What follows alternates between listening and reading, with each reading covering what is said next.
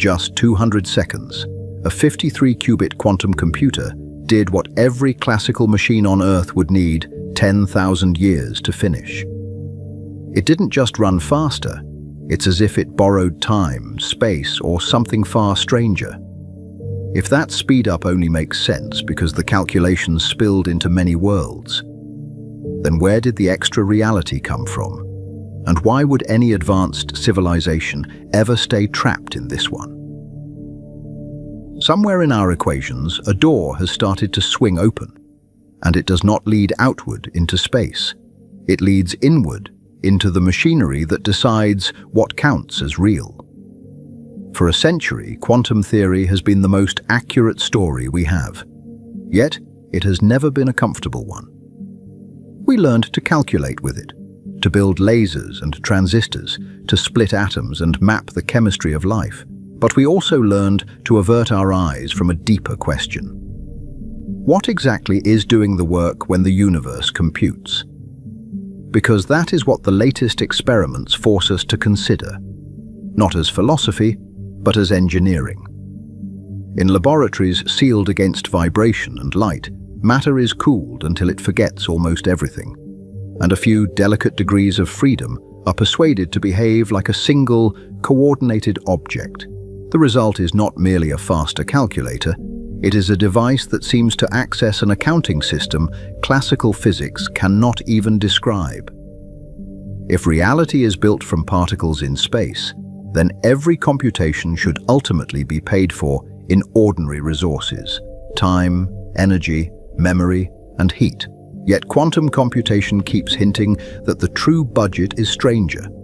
Coherence that must be protected, phases that must be aligned, correlations that must be maintained against an environment eager to take a copy. And when those correlations survive, the output carries a distinctive statistical signature, like a receipt printed by nature itself. That receipt is the unsettling part. It suggests that the place where the computation happens may not be inside the chip in any familiar sense, and that the stage we call space-time might be only the surface of a deeper ledger. A ledger where information is not what we store in the universe, but what the universe is made of. In this documentary, we follow that trail from a small superconducting circuit to the oldest dispute in quantum mechanics. Why measurement yields one outcome when the equations describe many. We meet the physicists who refuse to add a magical exception for observation, and the ones who tried to make peace with that refusal by explaining how worlds become separate without ever being chosen. And then we ask the next question that inevitably follows. If separation is really about information flow, what happens when a civilization learns to control that flow with precision? Along the way, the story changes scale. The thermodynamics of erasing a bit becomes a clue about the cost of thought. Black holes become not just cosmic disasters, but bookkeeping devices with boundaries that behave like memory. And entanglement, once treated as a bizarre link between particles, begins to look less like a feature of space and more like the scaffolding from which space is assembled. By the time we return to our own sky, the mystery has shifted. The silence between the stars may not be emptiness at all. It may be what you should expect if intelligence learns that the physical cosmos is a crude interface and that the most valuable territory lies elsewhere. Not in distant galaxies, but in deeper layers of computation where heat is scarce, errors are corrected, and reality can be partitioned and rejoined. This is an exploratory journey through quantum speedups, many worlds, information physics, and the geometry hidden inside entanglement, pursuing one unsettling possibility: that the horrible thing quantum computers reveal is not a new threat, but a new address for where the universe keeps its power and where advanced minds might choose to live. Before we begin, let us know in the comments below where in the world you're watching from and what time it is there. Now, settle in for a journey. We will move from a laboratory anomaly to the origin of quantum computation, then descend into information, horizons, and entanglement-built space-time. And at the end, we will confront what that implies about where everyone is and what we may be building without realizing it.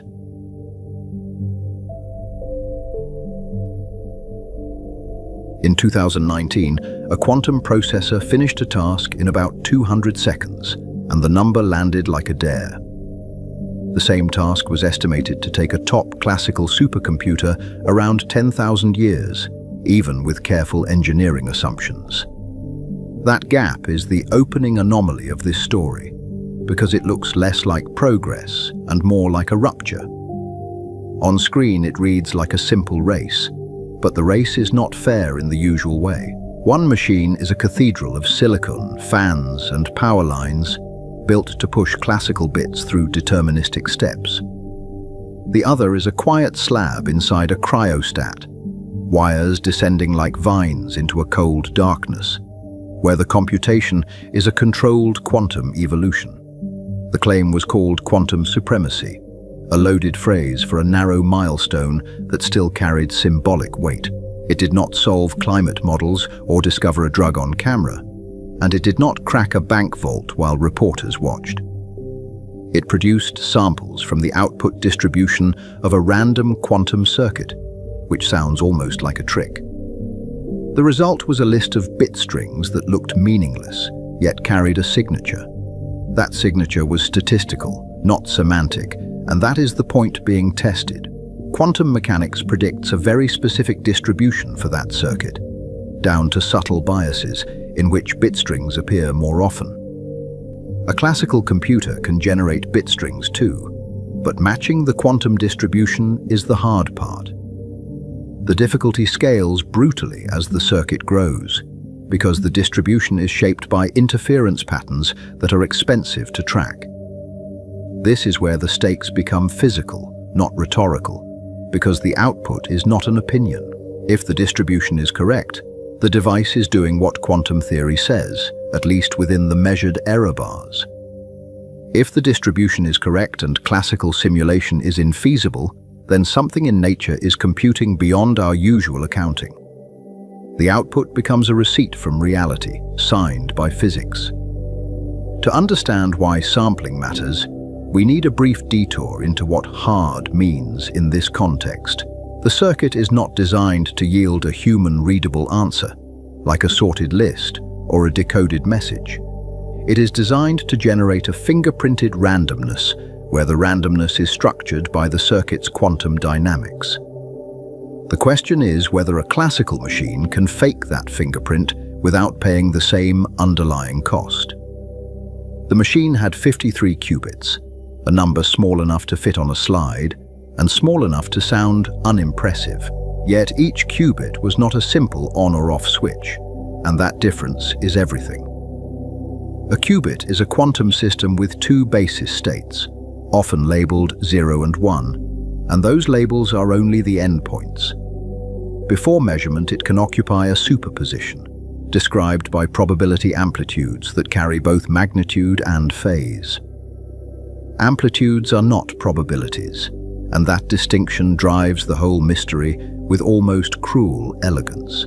Probabilities add like ordinary chances, and they never go negative, so they cannot erase each other. Amplitudes add like waves, and waves can cancel when their phases oppose. Interference is the rule that turns many possibilities into one observed outcome, and it is also the rule that makes the bookkeeping explode. If you want a visual, imagine ripples on a dark pond, crossing and reshaping each other in real time. Some crests reinforce, and some crests vanish into flatness, and the final pattern is not a simple sum. In a quantum circuit, those ripples are complex amplitudes, rotating in an abstract space, and the flatness is a probability driven towards zero. The computation is not just exploring options, it is pruning them through cancellation. A quantum circuit is a sequence of gates that reshape those amplitudes, one calibrated interaction at a time. Gates are controlled physical operations, timed and tuned with extreme precision, because phase errors accumulate like tiny misalignments in a telescope. They rotate states, entangle qubits, and spread amplitude across an exponential space that no camera can directly film. After many layers, measurement collapses the state into one bit string, and the richness is hidden in the statistics across many runs. Entanglement deserves a slower sentence, because it is the hinge of the whole story. When qubits are entangled, you cannot fully describe each qubit on its own, even if they sit millimeters apart on a chip. The information lives in correlations, not in the parts, and those correlations are what make the state space feel so large. In plain language, the system behaves like a single object with many degrees of freedom. The task in 2019 was to run such a circuit many times and collect samples, like drawing from a peculiar deck. Each run produced one bit string, and the set of samples approximated the circuit's output distribution. The circuit was random by design to prevent clever shortcuts, and random here means pseudo-random gate choices that still obey hardware constraints. The goal was not usefulness, but hardness. Hardness here means classical simulation requires resources that explode with qubit count and circuit depth. And the explosion is not metaphorical. To compute exact amplitudes, a classical machine must track a vector with two Boolean complex entries, and each entry needs memory and arithmetic.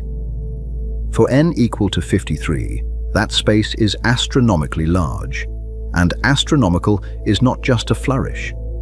Even storing the full state naively would demand memory on a scale that strains the world's largest machines.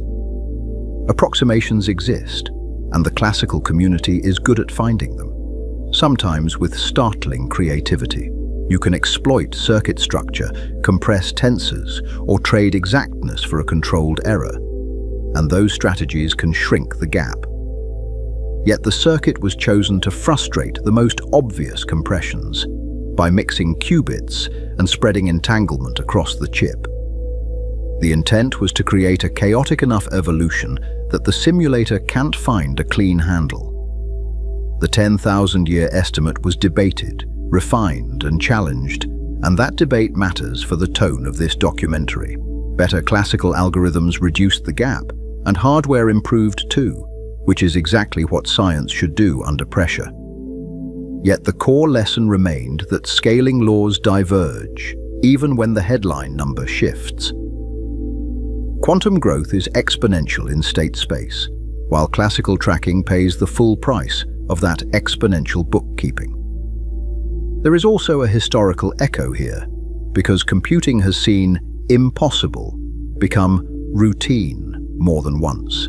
Early classical computers were once dismissed as toys, and then they quietly reorganized economies and warfare. But this is not a story about a faster chip, like a new GPU, where the same logic runs with more transistors.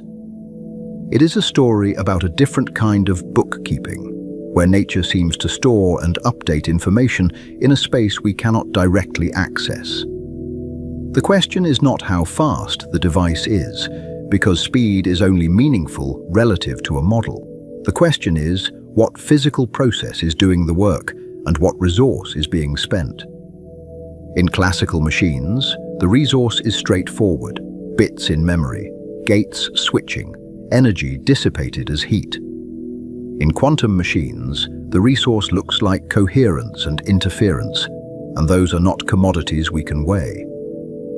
The processor itself was a character with contradictions, and the visuals almost write the metaphor for us.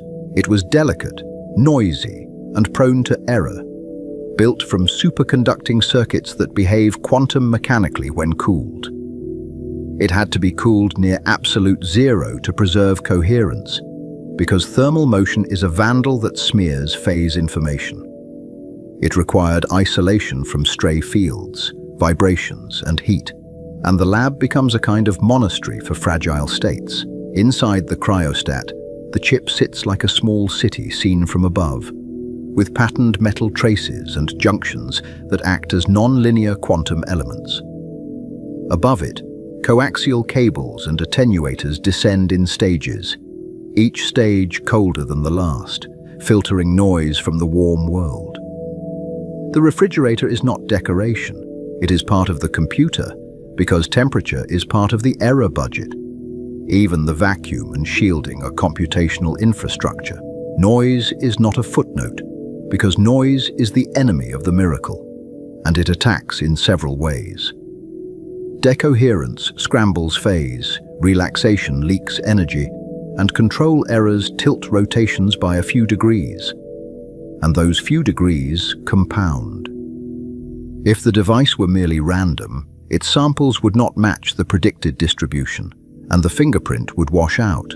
The experiment used cross-entropy benchmarking to compare outputs with expected statistics for smaller circuits, where classical checks were still possible. Cross-entropy benchmarking sounds abstract, but the intuition is concrete enough to narrate. If you know which outcomes should be more likely, you can score how often the device lands on them, even if you cannot predict every run. A perfect quantum device would concentrate probability in a pattern that matches the ideal calculation. A noisy device drifts toward uniform randomness, where every bit string is equally likely, and the score collapses. The match was imperfect, but it was not arbitrary, and that is where the tension lives.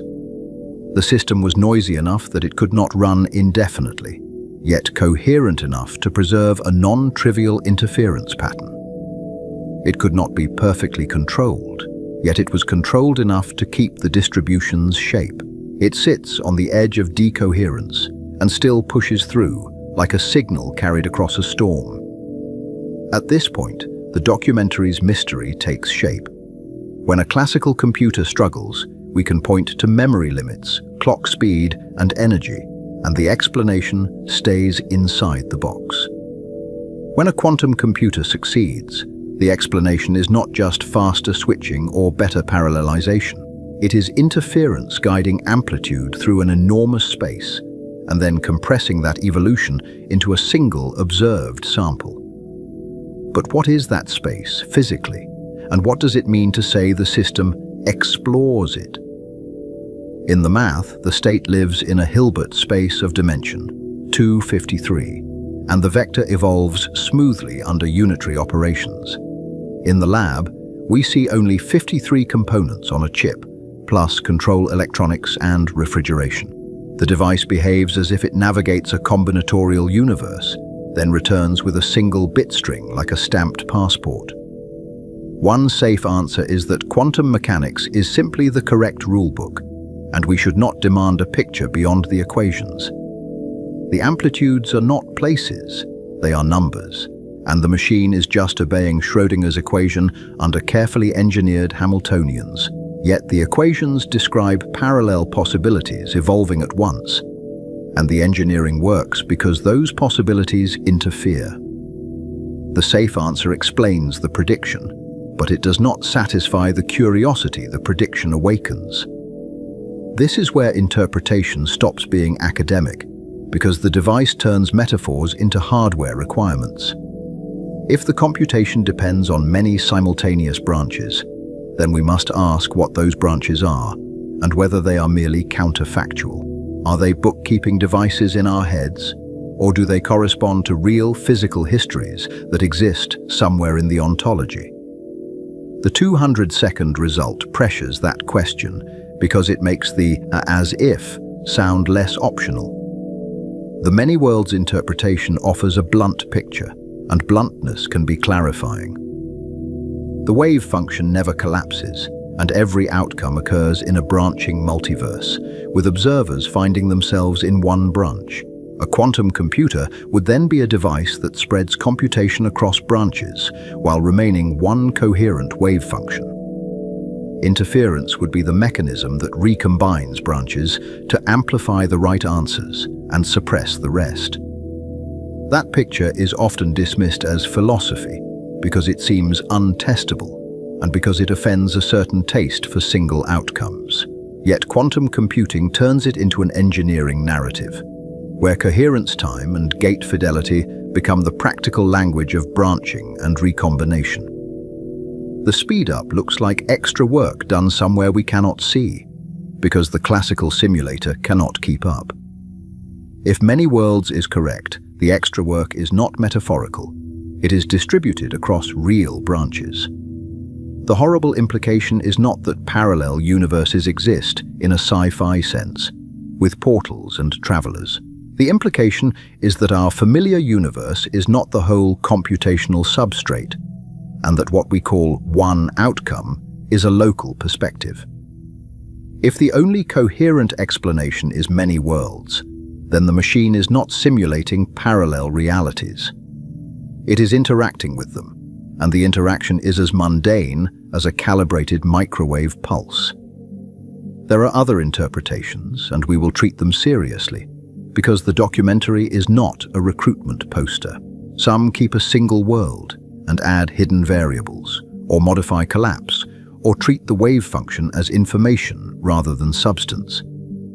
Yet each alternative must still explain the same empirical fact without hand-waving away the scaling.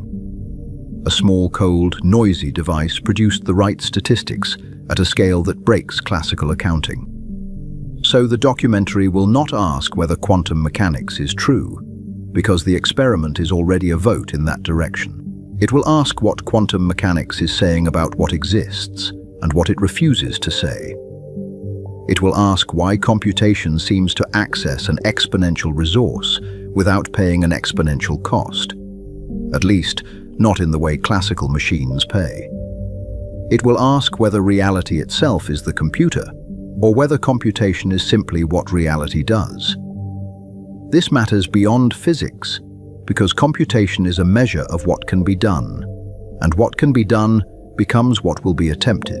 If quantum speedups are real and scalable, then the limits of technology shift, even if the first demonstration was deliberately useless.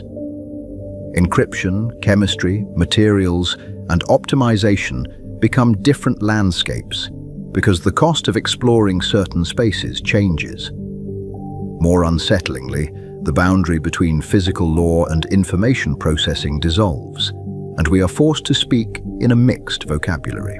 It also matters for the far future, because advanced civilizations are constrained by energy and entropy, and those constraints are not negotiable.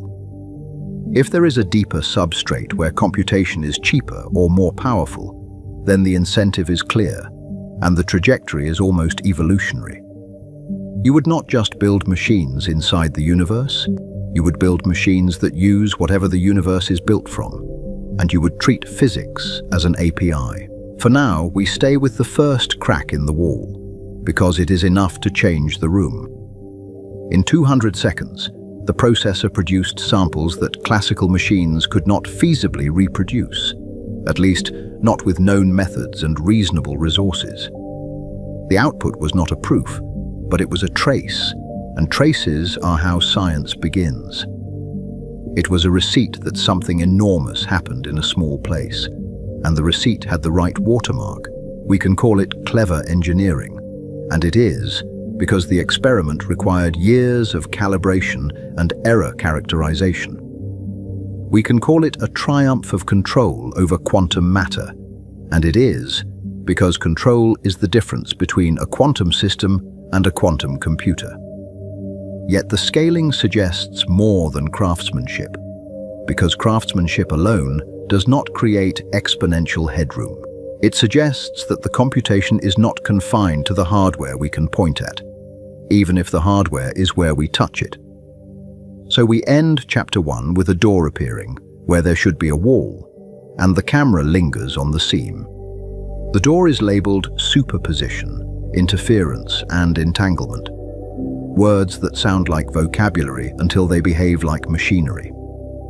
Behind it is the question of where the extra reality comes from, and whether extra is even the right word. To understand what the quantum computer is doing, we must revisit the argument that made parallel universes an engineering requirement, not a metaphysical preference.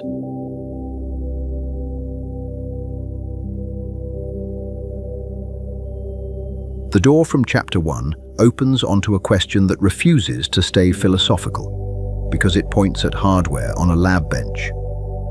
If 53 qubits outrun Earth's classical machines, where is the work happening, and what physical thing is doing it? We can picture the experiment as a clean room scene.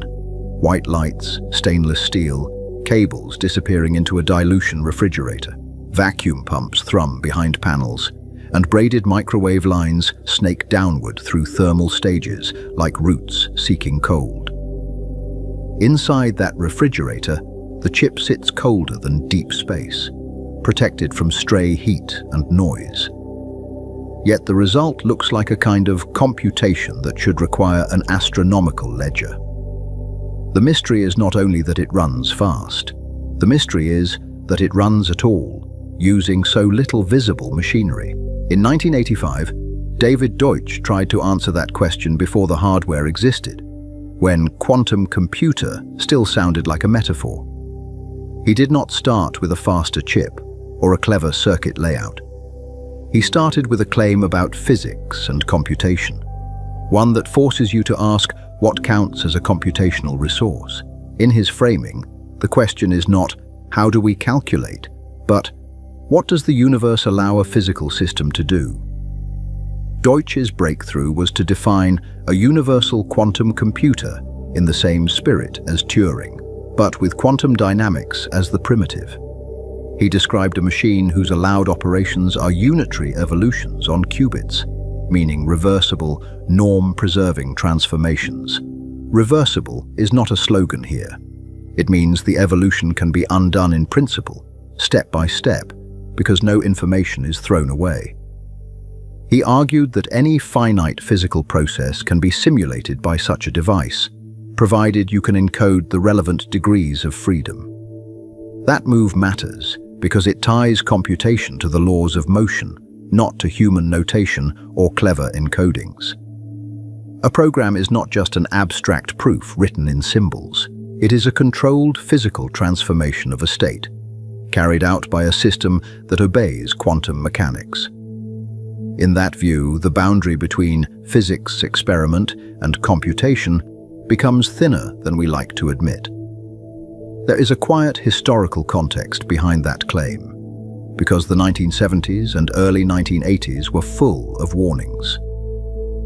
Physicists like Richard Feynman had argued that classical computers struggle to simulate quantum systems efficiently because the bookkeeping explodes. Each extra particle doubles the descriptive burden, and the memory cost grows like a runaway chain reaction. Deutsch's 1985 paper turns that warning into a proposal. If nature is quantum, then a computer built from quantum parts should simulate nature directly. Classical computing makes the physics to computation link feel obvious, because the mapping is visible and almost tactile. Bits correspond to stable physical states, voltages in transistors, magnetization in domains, charge on a capacitor. Gates correspond to local operations that copy, flip, and route those states, and you can trace the causal chain with an oscilloscope. You can literally watch a clock edge ripple through logic, and you can identify where a signal was delayed or distorted. The resource accounting is also visible in classical machines, and that visibility is part of why the classical story feels complete. More memory means more distinct physical configurations you can reliably store without confusion. More time means more gate operations you can apply before the answer is needed, and you can count those operations in clock cycles. Even energy shows up in a classical way, because heat is the price of irreversibility, and noise is the enemy of reliable switching. Engineers learn to read a computer like a landscape of constraints. You can point to the RAM chips, you can point to the power supply, you can point to the clock, you can point to the cooling system, and to the copper traces that become resistive losses at high frequency.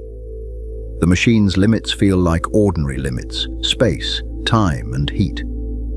Deutsch asked what the analogous accounting is for quantum machines, where the basic object is not a bit, but a qubit. The equations say the state is a vector, and the vector lives in a space whose dimension doubles with every qubit. Each added qubit does not merely add one more dial, It doubles the size of the mathematical arena in which the state can move. That doubling is not a metaphor for more possibilities. It is a precise statement about how many independent parameters you need to predict future measurement statistics. This is where the story stops being about cleverness and becomes about ontology. The formalism describes an exponentially large arena.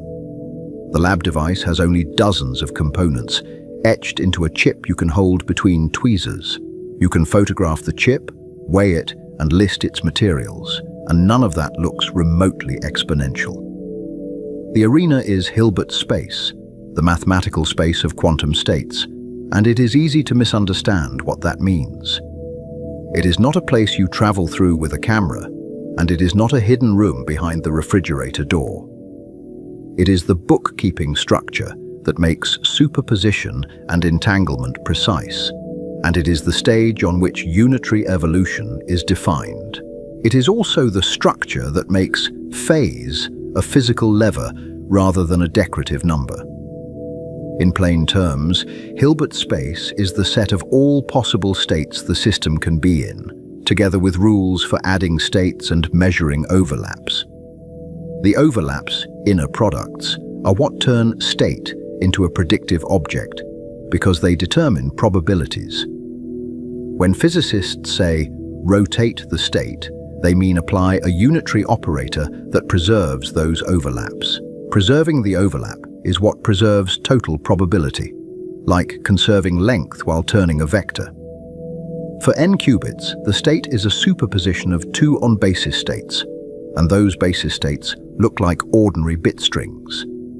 Each basis state corresponds to a pattern like 00101 across the qubits, as if each qubit had chosen 0 or 1. The coefficients are complex amplitudes with magnitude and phase, and the phase is not decoration.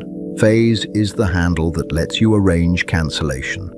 And cancellation is what turns many possibilities into one biased outcome. Complex numbers enter because quantum evolution is wave-like, and waves carry phase as well as amplitude. Phase is the relative timing of oscillations, but in quantum mechanics, it becomes a relative orientation in a complex plane. Two paths can arrive with equal magnitude and opposite phase, and then they cancel as cleanly as ripples on water. That cancellation is not a loss of energy in a classical sense. It is a reshuffling of probability weight across outcomes. Say it in the concrete numbers that haunted the 2019 result, because numbers are how the abstraction bites. 53 qubits correspond to 2T53 complex amplitudes.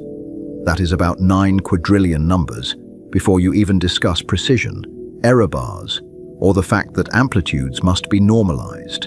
Even storing them as modest precision floating point values becomes a memory problem measured in petabytes.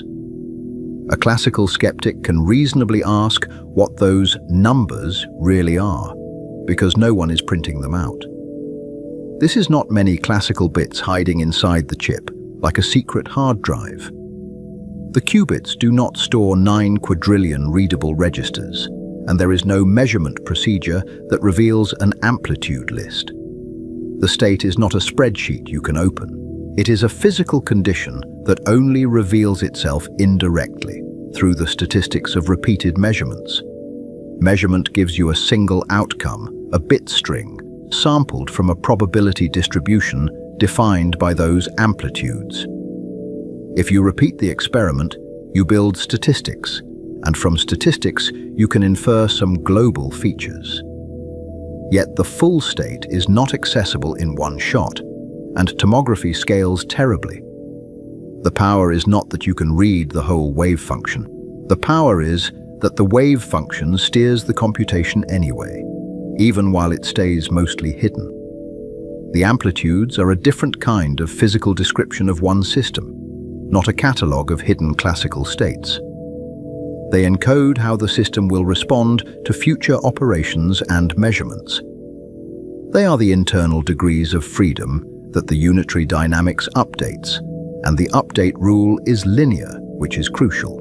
Linearity is the reason you can treat the state as a coherent whole, rather than as a bag of independent cases. Linearity means the evolution of a superposition is the superposition of evolutions, and that is the mathematical root of the many paths language. If you apply a gate to a state that is half 0 and half is 1, the gate acts on both components at once. It does not choose one component and ignore the other. It updates the relationship between components, including their relative phases, and those relationships are what later gates exploit. This is where the physical question becomes unavoidable, because the formalism is not shy about what it demands.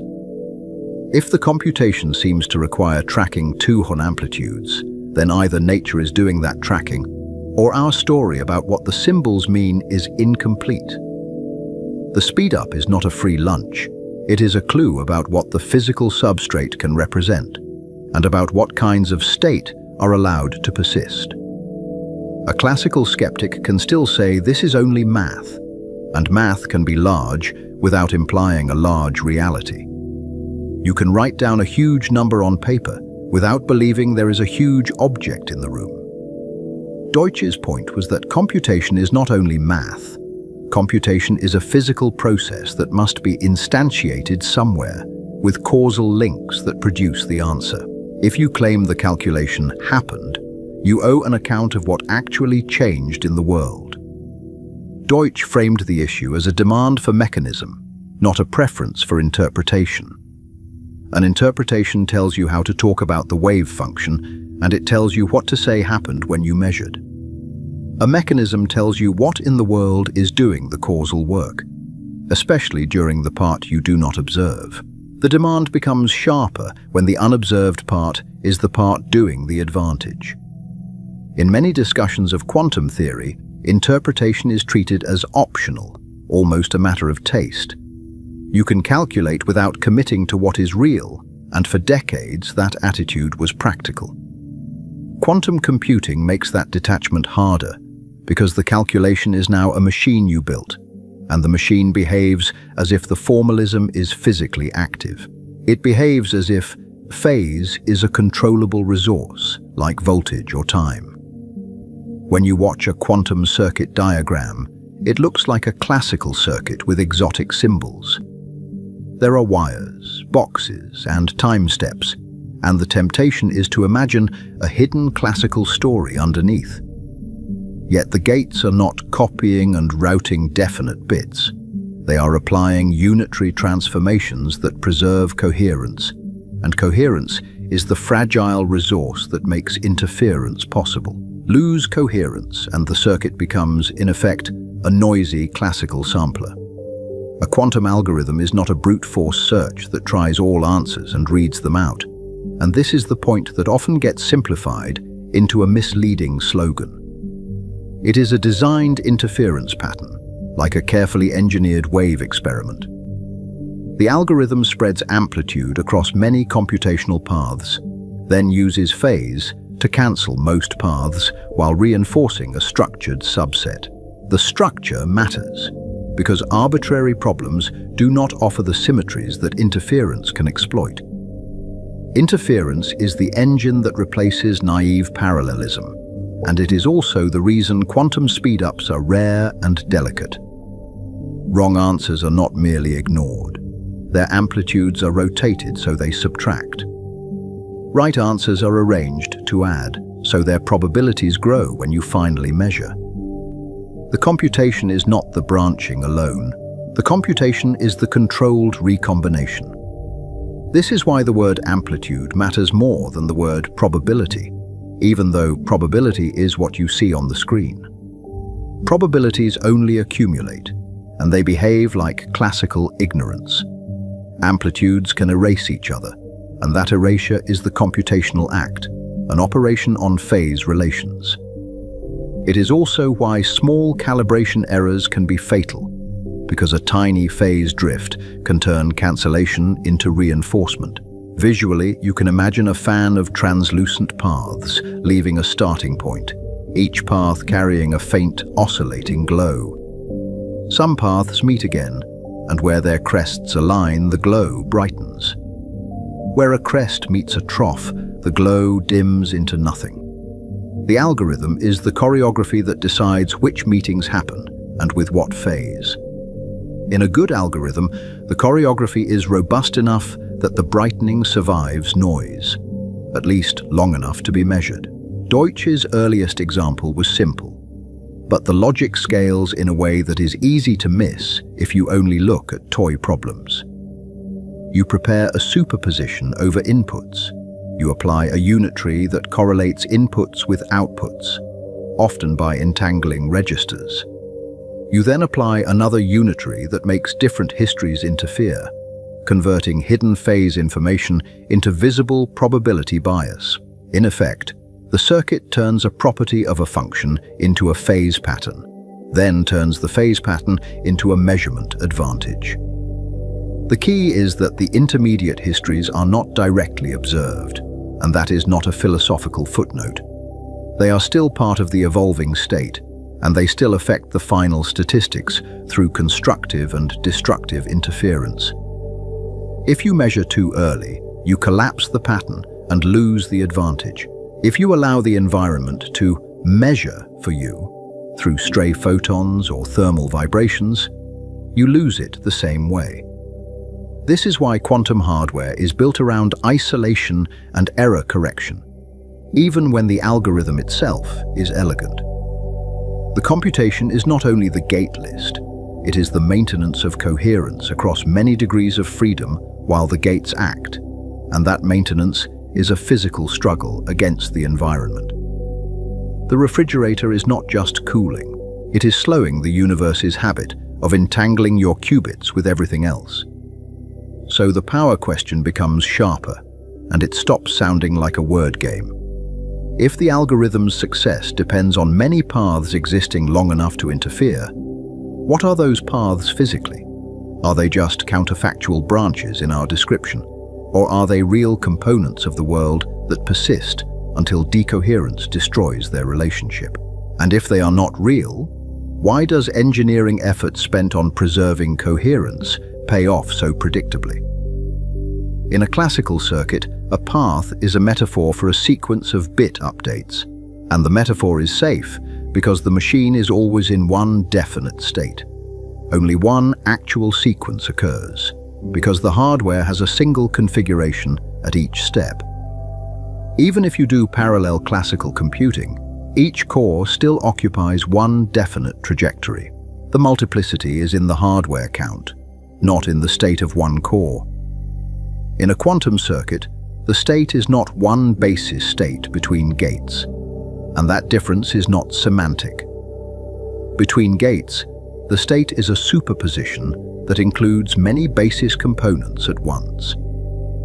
Those components evolve coherently under the same physical operation, and the final result depends on their relative phases, not just on their magnitudes. The machine is not trying options. It is evolving a single object whose internal geometry encodes those options. Entanglement makes this more than many independent qubits doing their own thing, because the state cannot be factored into separate pieces. The amplitudes describe correlations that have no classical analog, and those correlations are what let a small number of qubits represent a structured, global state. When engineers talk about depth and connectivity, they are talking about how quickly entanglement spreads. They are also talking about how quickly errors spread, because entanglement carries fragility along with power. At this point, you can feel the documentary's central tension tightening, because the mathematics insists on an exponential description. Yet the device looks stubbornly finite, like any other piece of electronics. The question becomes, is the exponential structure merely a convenient language, or is it the real arena in which the computation happens? If it is real, then the lab bench is touching something larger than the bench. Deutsch argued that the simplest mechanism is literal parallelism in the ontology, and he was explicit about what simplest means. The wave function describes what exists, not just what we know.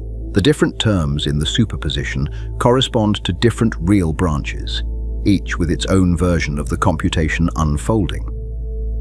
The simplicity is that you do not add extra rules beyond unitary evolution.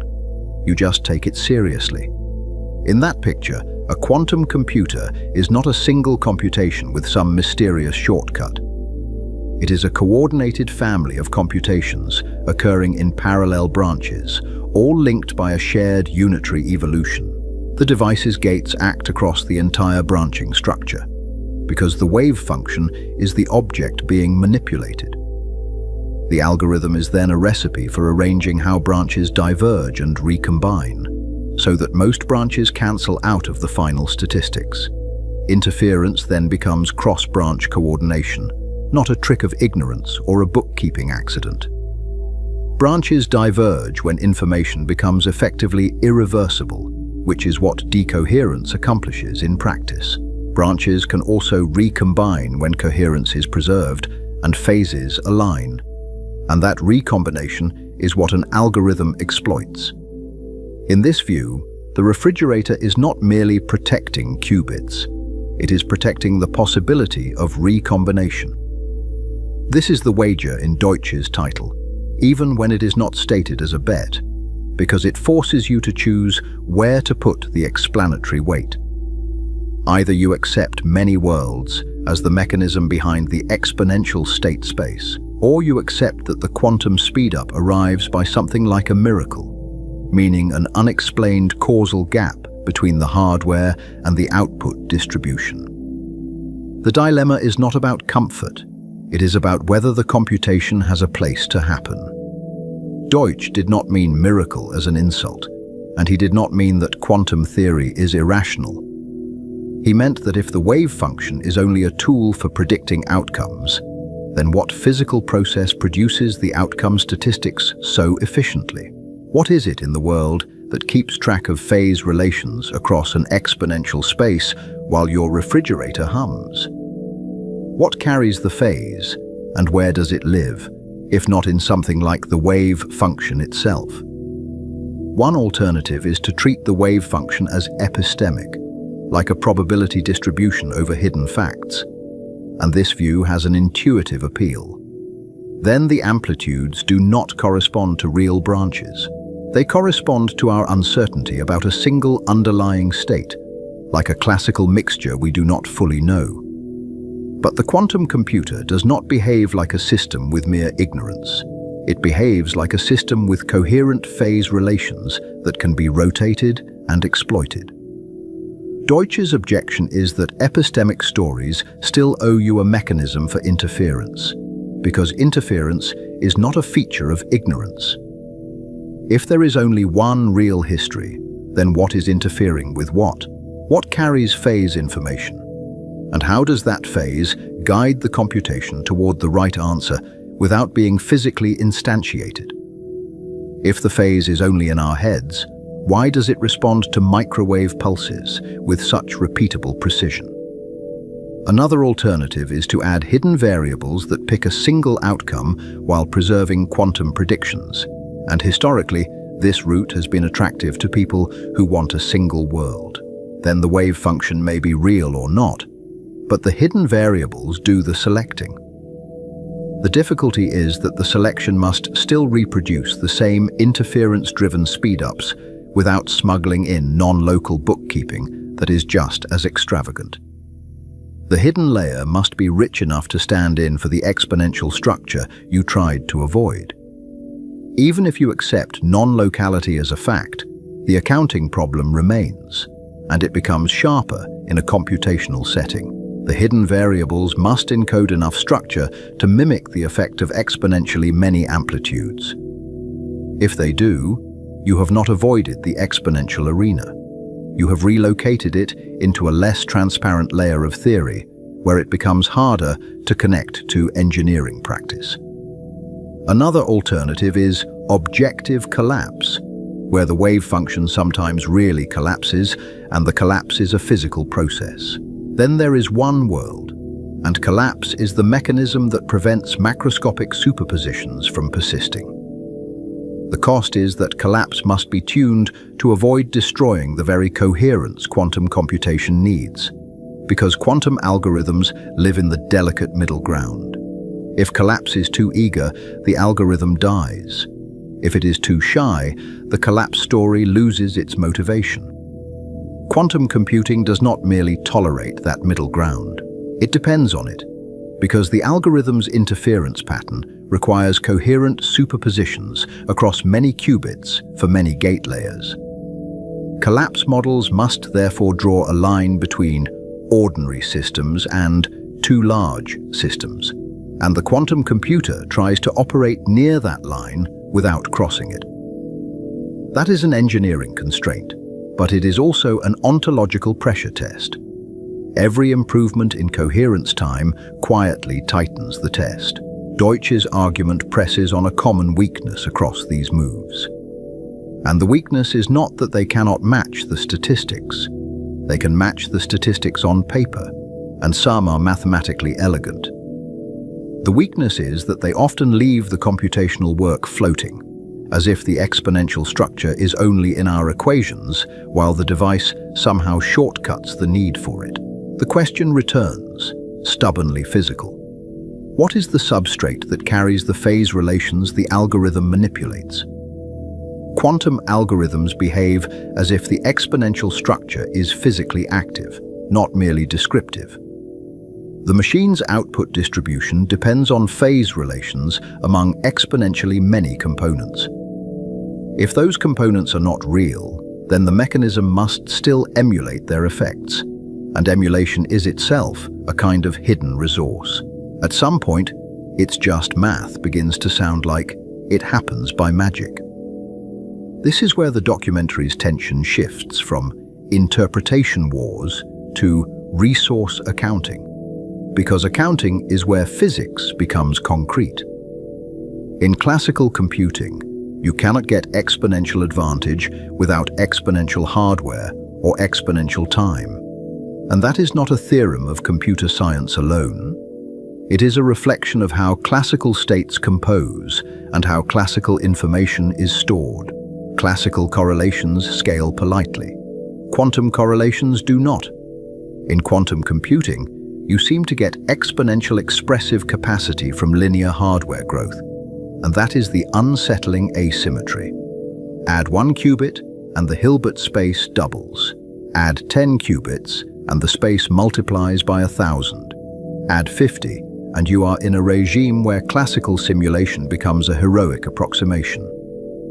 The lab device is small, but the state it sustains is, in the formal sense, vast. The phrase exponentially large state space can mislead, so we pin it down with care. The system is not visiting two-and classical configurations one by one, like an extremely fast classical computer. It is evolving one quantum state whose description requires 2 amplitudes in the standard basis. And the basis is a choice of coordinates. Change the basis and the list of amplitudes changes, but the underlying state and its capacity for interference does not. That description is not arbitrary, and it is not a matter of taste. It is the minimal structure that predicts all measurement outcomes after any sequence of gates. Because quantum theory is a theory of how those amplitudes transform. If you deny the reality of that structure, you must still explain why the device behaves as if it is there, and why interference works with such precision. Why does the same abstract vector picture keep paying rent in the laboratory? A useful way to feel the constraint is to imagine trying to classically track the state, step by step, as the circuit runs.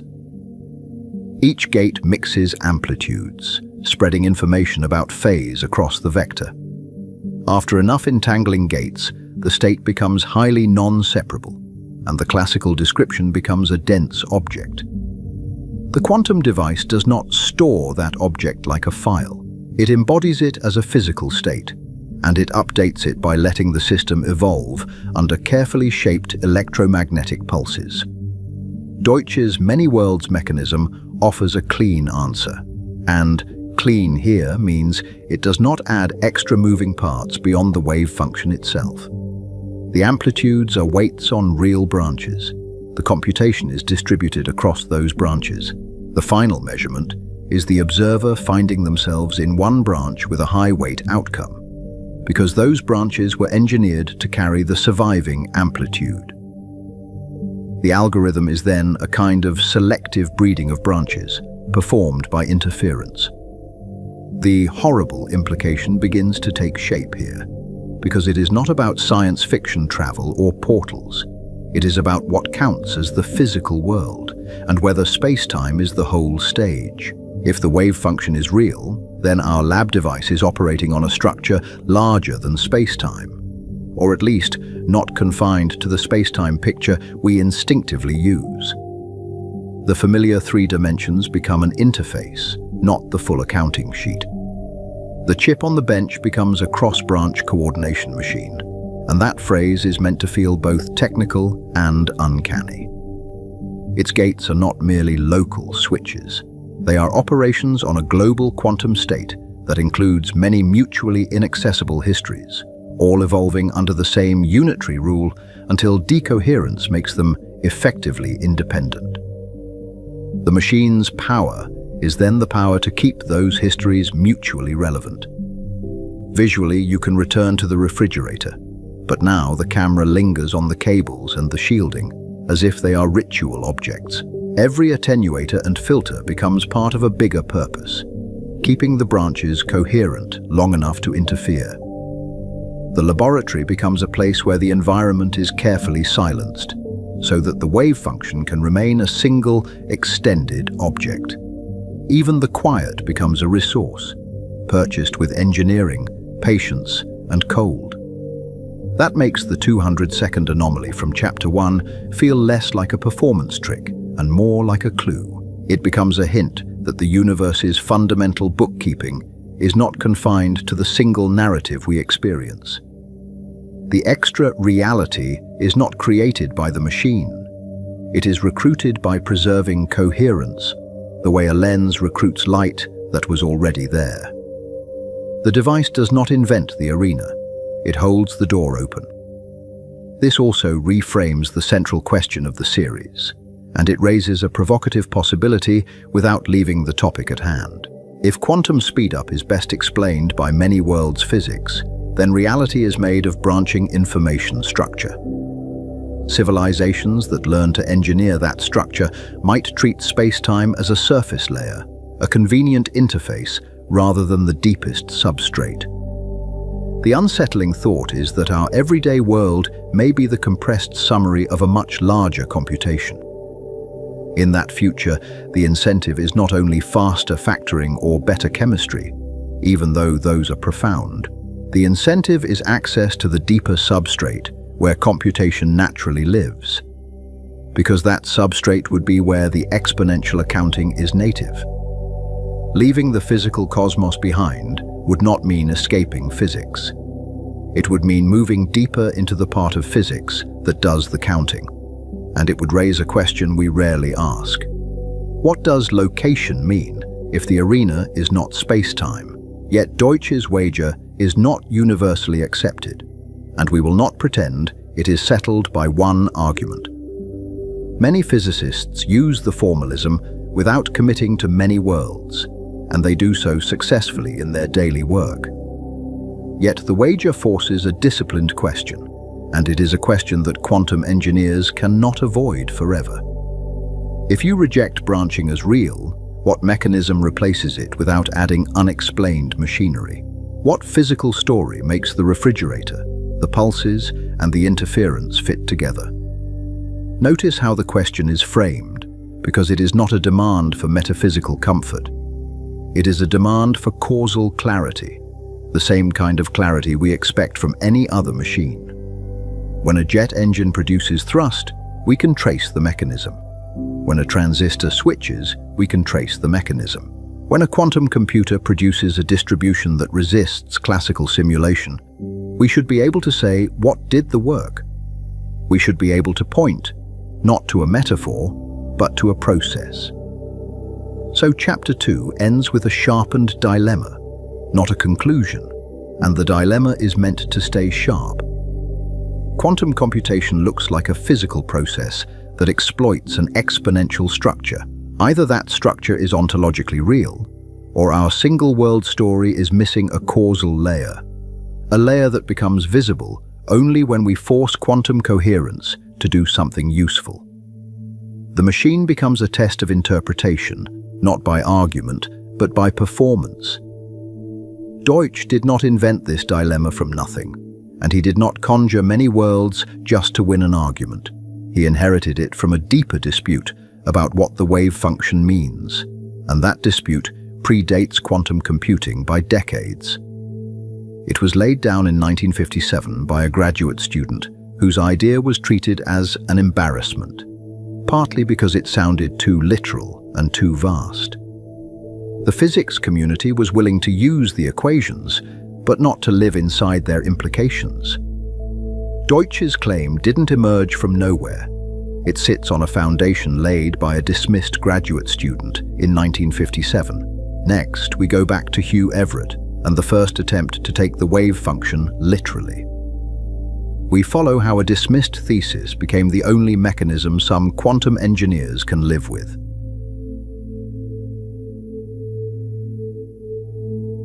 Deutsch's Wager points backward to a quieter origin story, written in 1957 and mostly ignored. It begins with a graduate student who refused to add a miracle, even when the miracle had become standard operating procedure. Hugh Everett III arrives at Princeton with a mathematician's temperament and a strategist's patience, and he steps into a department still glowing from the post-war boom. In archival photos, he looks almost anonymous. Dark suit, careful posture, an expression that suggests he is already running the argument ahead. He is not trying to shock anyone with metaphysics, and he is not looking for a poetic interpretation. He is trying to make the equations stop contradicting the story physicists tell themselves in lectures. The contradiction has a name that sounds technical, yet it is a plain human confusion. Quantum systems follow Schrödinger's equation, and that evolution is smooth, linear, and deterministic in the specific sense physicists mean. If you know the wave function now, the equation tells you the wave function later, with no gaps and no jumps. Linearity matters because it preserves superpositions, letting amplitudes add like overlapping ripples in a pond. But measurements appear to produce one definite outcome, with probabilities that look fundamental rather than merely practical. In the textbook, the wave function evolves like a wave until someone looks. Then it collapses into a single result, and the wave becomes a fact, as if nature suddenly changes its rules mid-sentence. The problem is that the theory never says what counts as looking, or what physical event flips the switch. Is it the click of a detector, the trace on a photographic plate, the ink in a notebook, or the awareness in a mind? A detector is made of atoms that should also obey Schrödinger evolution, and so is the electromagnetic field that couples it to the particle. A lab notebook is made of atoms that should also obey Schrödinger evolution, as are the photons that illuminate it and the retinas that read it. If everything is quantum, then the measuring device should become a superposition too, and so should the record. The discomfort is not mystical, it is mechanical. Physics seems to require a special exception for the very act of doing physics. So the measurement problem is not a séance, it is bookkeeping. We have one rule for isolated systems and a second rule for measurements, and the boundary between them is never written into the math. The second rule is collapse, and it is an extra postulate that arrives like a footnote. It is also an unusually powerful footnote, because it changes a spread of possibilities into a single, public world. Collapse is also strangely selective, and that selectivity is part of what makes it feel ad hoc. It is not triggered by size alone, because small systems can decohere quickly, and large systems can remain coherent in special conditions. Superconducting circuits can behave as single quantum objects, while a dust grain in sunlight is effectively classical almost instantly. It is not triggered by consciousness in any operational way, because experiments do not need minds to run, and automated apparatus can produce the same statistics. The vagueness is the point of pain. Collapse is invoked exactly where the theory stops being explicit. The Copenhagen tradition responds with a kind of disciplined refusal, and it is easy to underestimate how deliberate that refusal was. It treats the wave function as a tool for predicting outcomes, not a literal object floating in space. It says the job of physics is to calculate what we will observe, not to describe what exists between observations. In that view, asking what the wave function really is can sound like asking where the average lives.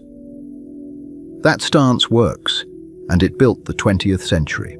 It helped turn quantum theory into transistors, lasers, magnetic resonance, and the precise timing that keeps satellites synchronized. Yet it leaves a gap that grows louder when we build machines that rely on unobserved quantum structure, and when we push experiments into regimes where measurement is engineered rather than assumed. It also leaves a young Everett staring at a theory that seems to demand two incompatible stories, both of which claim to be fundamental. Everett's move is brutally simple, and that simplicity is why it still haunts the field. Keep Schrödinger evolution always, for every system, including the laboratory and the observer. Remove collapse entirely, not by replacing it with a new mechanism, but by refusing to insert it at all. If the equation is the law, then it does not pause for human convenience.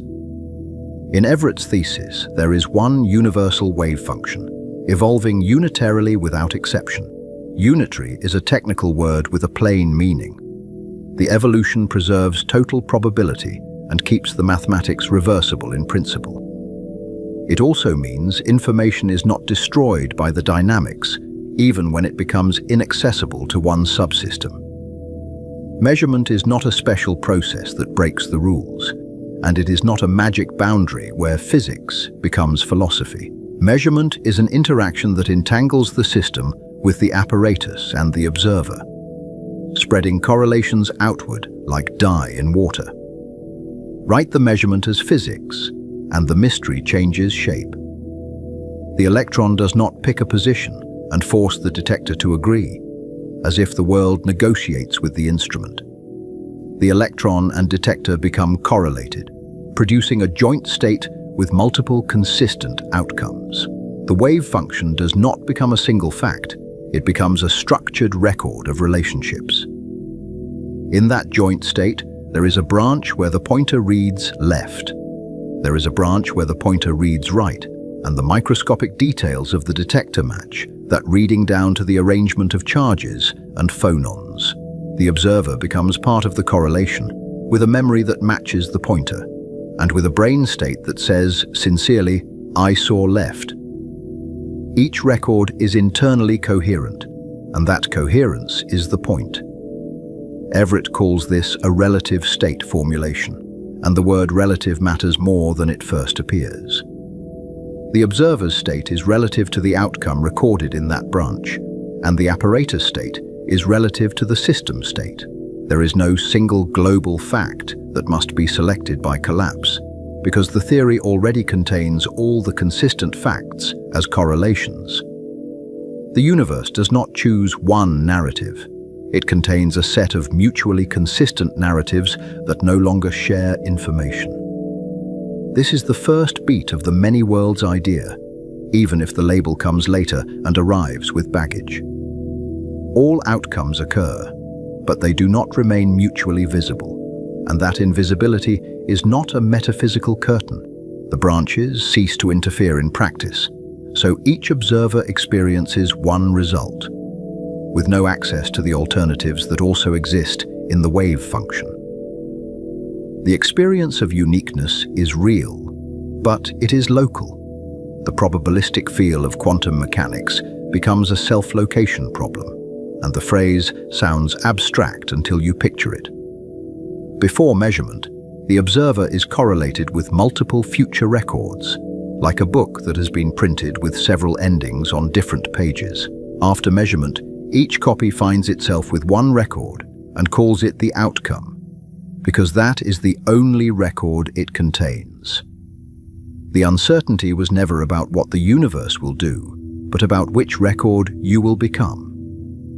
Everett's proposal solves the measurement problem by refusing to add a measurement postulate and by refusing to privilege observation as a special act. It keeps the dynamics uniform, and it treats observers as physical systems made of the same stuff as detectors and dust. It also demands that we accept something emotionally expensive, because it does not protect the everyday intuition that only one thing happens. The expense is not just many worlds as a headline, which is how the idea is often sold and mocked. The expense is that the wave function is not merely a catalogue of possibilities, like a menu of options waiting for reality to pick one. It is the complete physical description, and the classical world is an emergent perspective inside it. The solidity of the world becomes a feature of information flow, not a fundamental axiom. Everett submits this to John Wheeler, who sees the technical elegance and the political danger at the same time.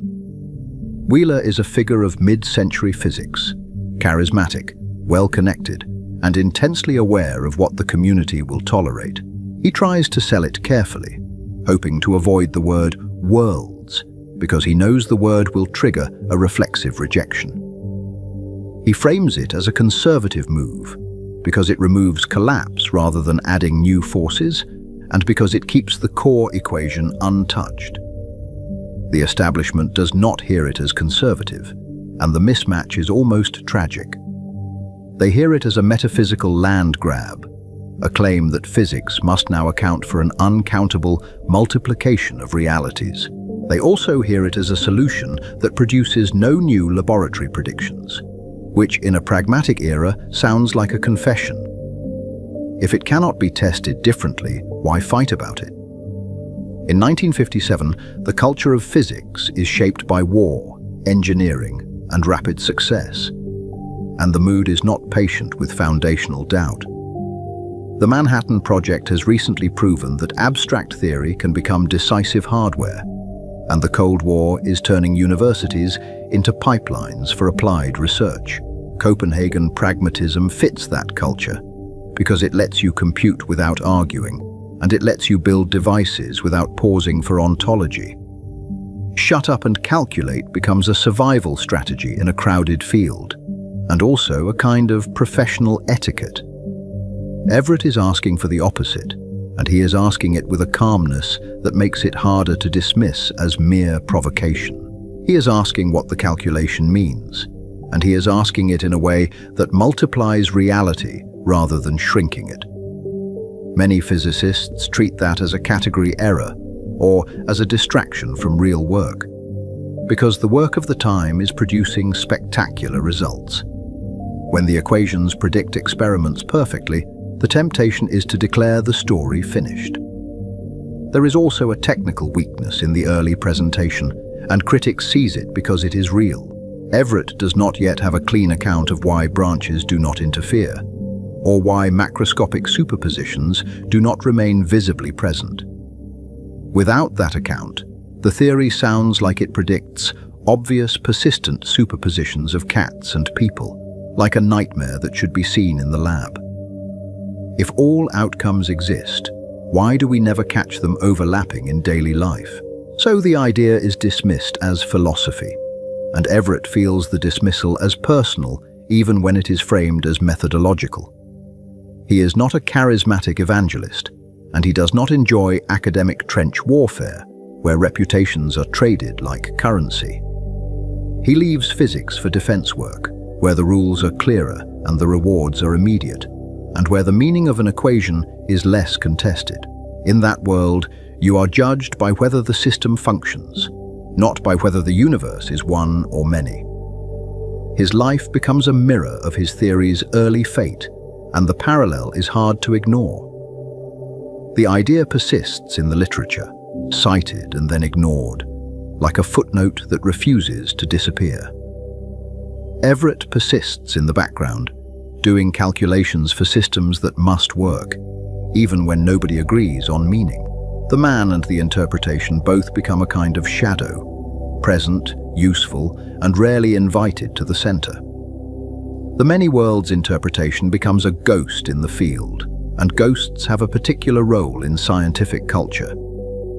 It is present whenever someone worries about collapse, then it is pushed aside when the conversation turns back to predictions. It survives because it is hard to kill a theory that removes assumptions instead of adding them, and because it keeps returning to the same wound in the formalism. If collapse is not defined, then the ghost keeps tapping on the wall. The missing bridge arrives decades later, and it arrives from a different direction. It is not a new interpretation, and it is not a new postulate, and it does not require you to like the word world. It is a dynamical process called decoherence, developed through work by several researchers as quantum theory met the messy reality of environments. It explains, in physical terms, why certain superpositions become effectively unobservable. Decoherence begins with an unromantic fact about the universe, and the visuals here are almost mundane. Everything interacts with its environment through photons, air molecules, vibrations, and thermal noise, and these interactions never fully shut off. Even in a vacuum chamber, blackbody radiation and stray fields whisper information into surrounding degrees of freedom. Those interactions entangle the system with countless degrees of freedom, most of which we never track. When that entanglement spreads, phase relationships become inaccessible locally, and phase is where interference lives. Interference requires that the different components of a superposition maintain a precise relationship, like two ripples that must remain aligned to create a stable pattern. As the environment picks up which path information, those delicate relationships become scrambled across an astronomical number of microscopic variables. Interference between different components of the superposition becomes effectively suppressed, not by a collapse, but by dispersion of information. The system still evolves unitarily, because the total wave function of system plus environment is still following Schrödinger's equation. But the reduced state, the part you can describe when you ignore the environment, looks like a classical mixture, a probability distribution over outcomes. The mathematics here is not mystical. It is tracing out degrees of freedom, a standard operation that discards inaccessible correlations. What remains behaves like ignorance, even if the total state is perfectly definite. Decoherence does not choose an outcome, and it does not create collapse, and that distinction matters. It explains why outcomes behave as if they were chosen, because the alternatives stop being able to interfere and therefore stop producing observable contradictions.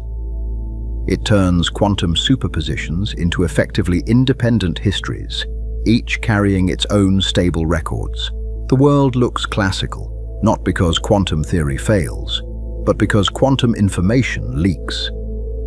This is why splitting is a misleading metaphor, even though it is hard to resist in narration. There is no single dramatic moment when the universe cleaves into two copies with a cinematic sound effect.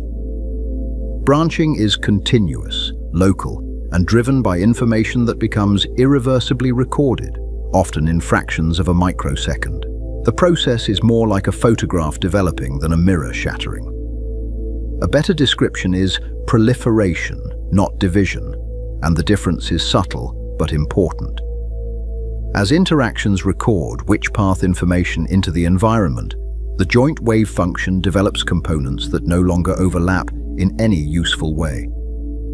The separation is in information space, not in spatial distance, and that is why it feels uncanny. Two branches can occupy the same room, yet be unable to exchange a single meaningful bit. The branches are not separated by walls in space-time, and that is where the metaphor of parallel universes can mislead. They are separated by the practical impossibility of reversing the environmental record, because the environment has become a vast ledger.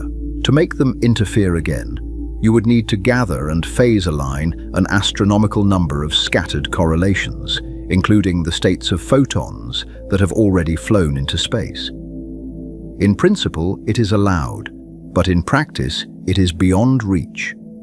Decoherence also clarifies what counts as a measurement, and it does so without mentioning minds. A measurement is any interaction that amplifies microscopic differences into stable, redundant records. And redundancy is the key word. When many fragments of the environment carry the same information, the record becomes robust against disturbance. The environment is a measuring device, and it measures constantly because it is always copying information outward. That reframes the original puzzle about the boundary, the so-called cut between quantum and classical. The boundary is not a line drawn by consciousness or by laboratory etiquette, and it is not a philosophical border patrol. The boundary is where information becomes effectively irreversible, because it is copied into too many degrees of freedom to be recollected. Classicality is what it feels like when the universe keeps receipts.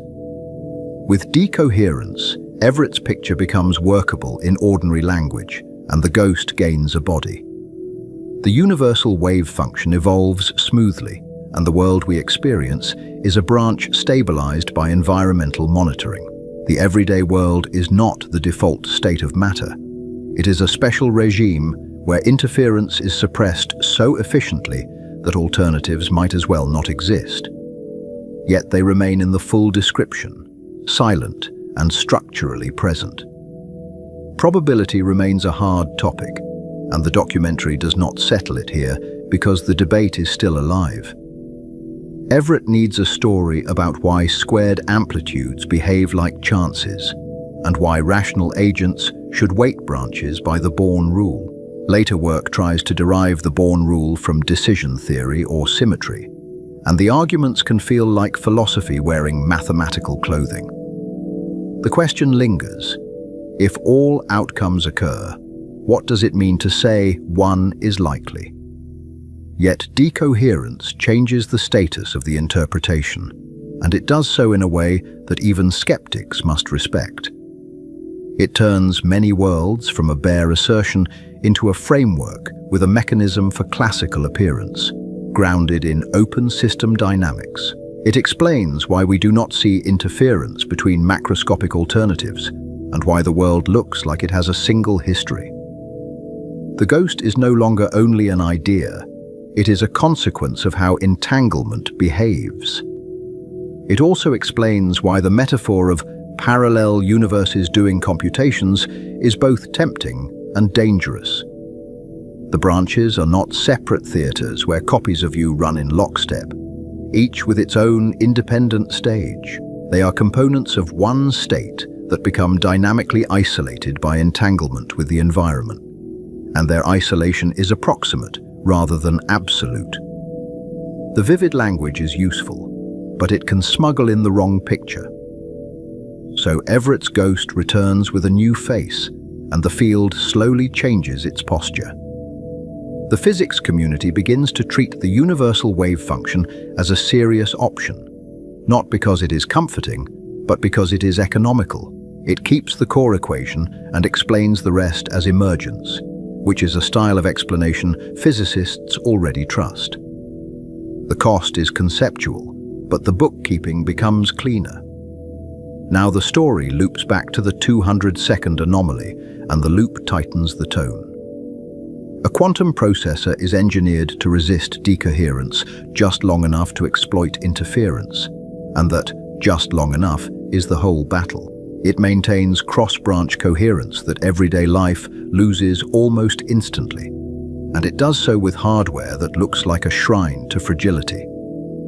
In close-up, you see gold wires, microwave lines, and a refrigerator that descends like a metal stalactite into darkness. In ordinary environments, Branching happens so fast that interference becomes unobservable in practice, and the timescales are brutally short. A warm object in air is bombarded by molecules and photons, and each collision is a tiny measurement that spreads information. Even a single scattered photon can carry away a telltale imprint of position, turning a superposition into a set of non-communicating alternatives. The phase coherence that would allow branches to recombine is shredded into the environment, and the world becomes effectively classical. We do not notice this because it is the condition of noticing anything at all. In a quantum chip, engineers fight that process with refrigeration, shielding, calibration, and error mitigation, and the visuals become almost surgical. The device sits near absolute zero because thermal agitation is a constant interrogator. Magnetic fields are tamed, vibrations are damped, and control pulses are shaped with obsessive precision. The lab is quiet in a particular way, quiet enough that the remaining noise has names, spectra, and budgets. They are not just reducing noise, they are delaying world separation. This makes the quantum computer a kind of controlled boundary experiment, even if it is marketed as a product. It creates a region where alternative histories remain mutually relevant because the environment is kept from learning too much. It then uses gates to steer their phases so they cancel or reinforce, like choreographing ripples before the pond freezes. The computation is not only about states, it is about relationships between states. If decoherence defines the boundary of worlds, then quantum engineering becomes world boundary engineering. The device is a temporary refusal of the universe's default behavior, and it is a refusal purchased with extreme isolation. It is a place where the branches are kept close enough to talk, exchanging interference patterns before the environment forces them apart. The machine is not merely fast, it is delicately unfinished. That is why the many worlds language keeps resurfacing in quantum computing discussions, even among people who dislike metaphysics.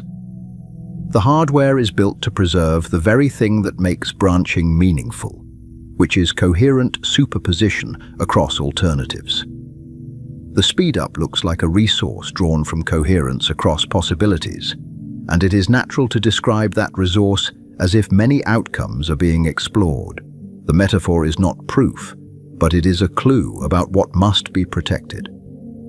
Everett's life adds a human shadow to that technical point, and the shadow deepens the mystery. He proposed a clean solution, watched it rejected, and left the field, as if the world he described had no room for him. Decades later, the missing mechanism arrives, and the idea becomes indispensable to how we explain what engineers are building. The ghost does not return to haunt, it returns to be useful. The documentary's central question sharpens again, because the stakes are no longer academic. If quantum computation's advantage is best explained by branching structure, then reality's substrate is not a single classical history. It is a quantum state whose stable experiences are carved out by information flow, and whose apparent definiteness is a local achievement. The world is not a given, it is an outcome of dynamics. So the horror is not that there are countless cinematic universes, each with a different plot twist. The horror is that what we call one world is an information condition maintained by decoherence, not a fundamental unit. The universe is not one story, it is a branching computation, and we are patterns that persist inside one strand. When you say this happened, you are reporting which record you inhabit. And once worlds are defined by information, the next step is unavoidable. We must ask whether information is merely recorded in reality, or whether information is what reality is made of. Is the wave function a description of matter, or is matter a stable way for information to behave? The question sounds philosophical, but it presses on the same equations that built the chip. That question is where Chapter 4 begins, because it points beyond interpretation into ontology. If the wave function is an information object, then physics may be a theory of computation first, with energy and matter as its stable currencies. If that is true, then advanced civilizations might not expand outward in space, but downward into the substrate that does the branching. The frontier would not be distance, it would be depth. We return to the opening hook with a new edge, and the visuals tighten to the humming refrigerator and the scrolling readouts. In 200 seconds, 53 fragile quantum parts produced a distribution that mocked classical simulation, and they did it by holding coherence together against a universe that wants to leak it away. If that performance depends on keeping branches coherent, then the extra reality did not come from nowhere. It was always there, waiting behind decoherence, and we have learned to hold it open briefly. Now we follow the implication to its next layer, where information stops being a description and starts being the thing described.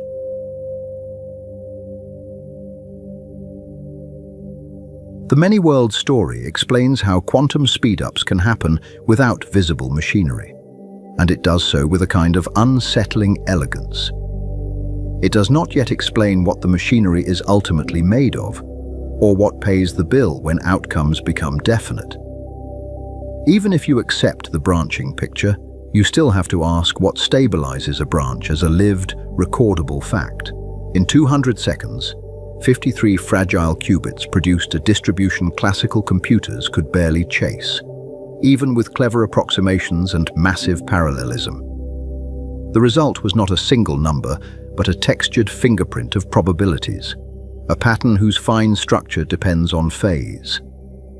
If branches are real, then the computation rides on branching structure, amplitude spreading into alternatives that later recombine in phase. If branches are only a tool, then the mechanism still needs a substrate, something physical that can store distinctions without collapsing into noise. The lab footage looks almost anticlimactic at first, because the drama is hidden under layers of metal and vacuum. A gold-colored dilution refrigerator hangs like an inverted cathedral, layered plates descending into colder and colder darkness. Its polished shields catch the light in soft rings, like the inside of a bell turned upside down.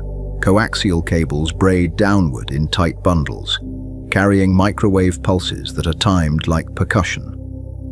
Each line is a controlled pathway for electromagnetic energy, tuned so precisely that a few stray photons can matter. Somewhere near the bottom, behind shielding and filters, the qubits sit as tiny circuits on a chip, macroscopic objects engineered to behave like atoms. They are superconducting loops and junctions, patterned by lithography, then cooled until electrical resistance vanishes. At millikelvin temperatures, thermal agitation is suppressed, and quantum energy levels become resolvable. The hardware looks like ordinary engineering, yet its job is to protect phase, which is an exquisitely fragile kind of order. This is where the story stops being about worlds and becomes about information. Not information as a metaphor, and not information as a motivational poster, but information as a physical currency. A currency with prices, budgets, and hard limits. Limits that show up as heat, as entropy, and as the stubborn irreversibility of records.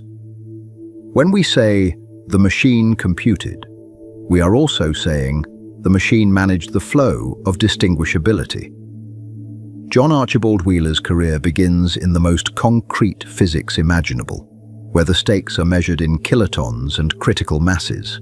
He works on nuclear fission, chain reactions, and the wartime urgency of matter, when understanding neutrons is not academic. In that world, a reaction is not a diagram on paper. It is a cascade that either dies out or runs away, depending on geometry, timing, and the statistical luck of collisions. That early context matters because it trained Wheeler to respect thresholds and feedback. A reactor is a lesson in amplification, where microscopic events become macroscopic consequences. It is also a lesson in irreversibility, because once energy is released as heat, you cannot simply unrelease it. Those instincts follow him, even when he later speaks in the language of space-time and quantum states. Archival photographs catch Wheeler in different lighting, and the change feels like a shift in the century's mood. In one era, he is young, sharp-eyed, standing near chalkboards dense with cross-sections and scattering angles. In another, he is older, almost theatrical, gesturing as if space itself can be shaped by a hand.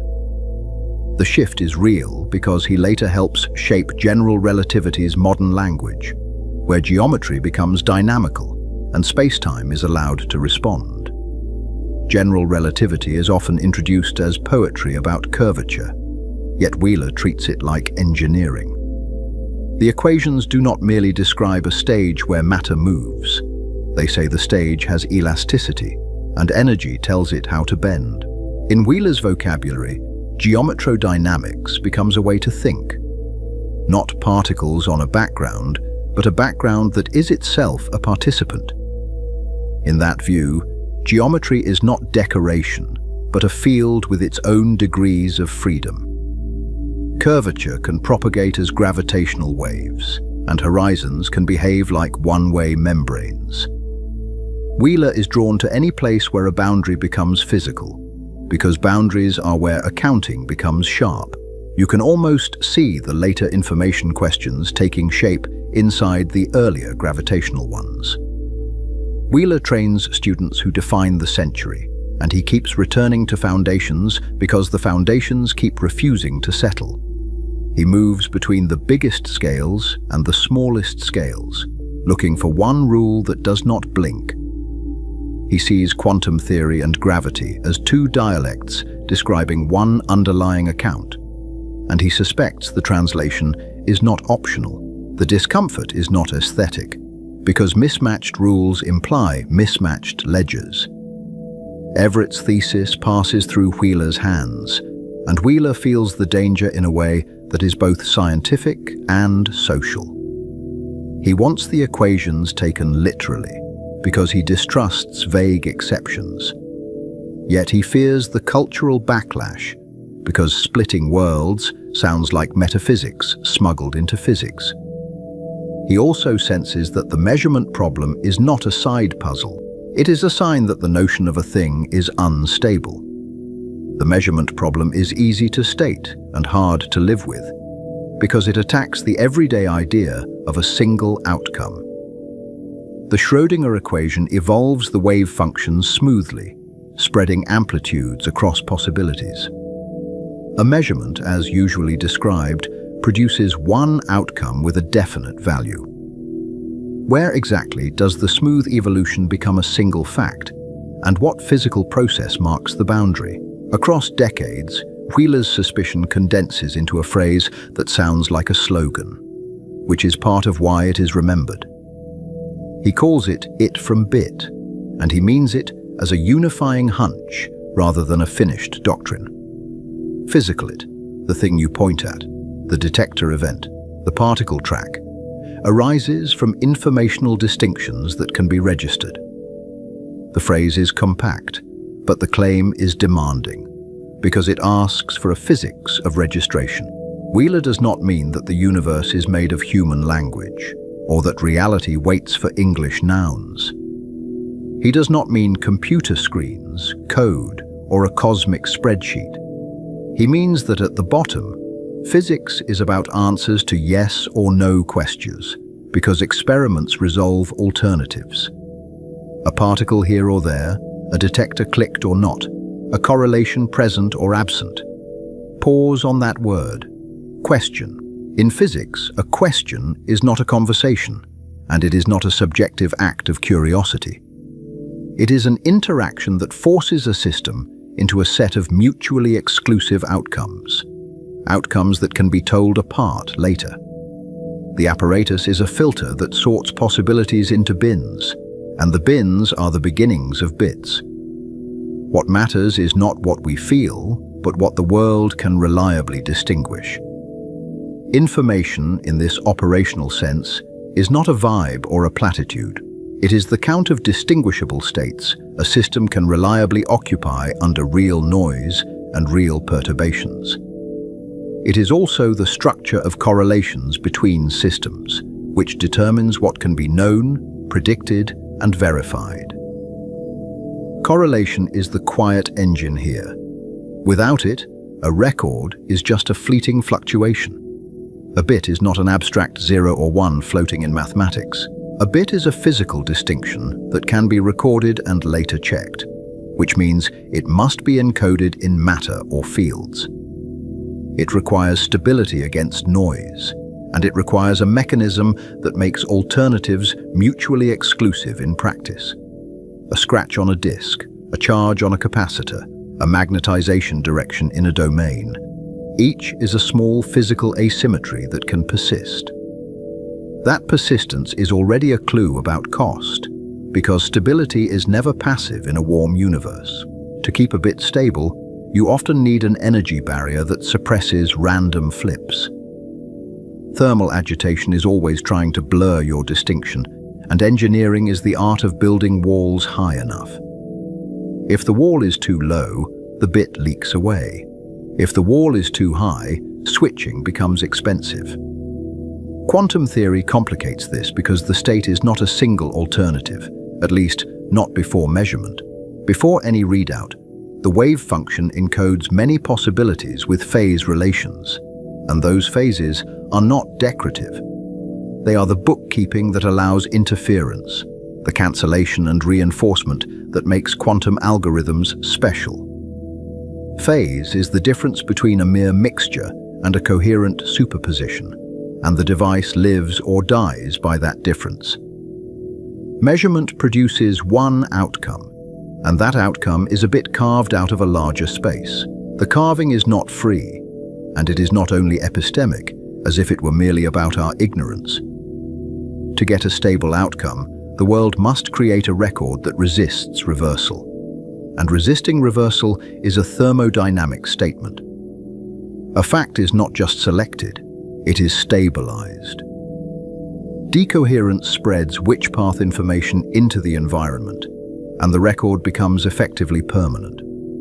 The environment is not a mystical sink. It is photons scattering, phonons vibrating, stray electromagnetic modes picking up traces. Each interaction entangles the system with more degrees of freedom, and the phase relationships become inaccessible. In principle, the evolution remains unitary, yet in practice, the relevant interference is gone. A useful way to picture decoherence is to imagine ink dropped into water, not because quantum states literally dissolve, but because information disperses. The ink molecules still exist, and the water still obeys reversible laws in principle. Yet recovering the original drop requires controlling an astronomical number of microscopic details. For all practical purposes, the record is written. So the classical world is not simply the world of big objects. It is the world of irreversible records, where information has been copied outward into many redundant places. A fact is what remains after correlations have been amplified and stabilized, after the environment has become an unwitting archive. The now becomes history when it becomes hard to uncopy. Wheeler's it from bit is often misheard as idealism, as if mind creates matter by attention. Wheeler's intent is sharper and colder, and it is aimed at physics, not psychology. He is asking whether physics is fundamentally a theory of information processing, where processing means lawful transformation of distinguishable states. If the distinctions cannot, even in principle, be registered, then what are we claiming exists? If that is true, then computation is not a metaphor we impose on nature after the fact. Computation is what physical systems do when they evolve from state to state under constraints. The universe is not like a computer in the casual sense. It may be a computer in the strict physical sense, where dynamics is the hardware. The metaphor becomes a measurement program because it demands an energy and entropy balance sheet. That claim needs grounding because philosophy alone cannot carry the weight of a scientific program. The grounding arrives through thermodynamics, where information meets heat. The key figure is Rolf Landauer at IBM, looking at logic through the lens of physics and refusing to let bits float free of atoms. He treats computation as a physical process that must obey the same laws as engines and refrigerators. Landauer works in an era when computation is becoming an industrial force, not just a mathematical curiosity. Rooms of equipment shrink into cabinets, then into chips, and the switching speeds climb. Engineers see heat as an obstacle, something to be removed with fans and heat sinks. Landauer asks a deeper question. Is heat merely an engineering nuisance, or is it part of the definition of computation?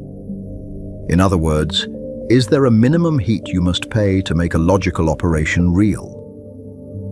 Landauer's principle begins with a simple question about erasing a bit. Not flipping a bit and not moving a bit, but erasing it, which sounds innocent until you define it carefully. Erasure means forcing many possible states into one standard state, so that the device is ready for reuse.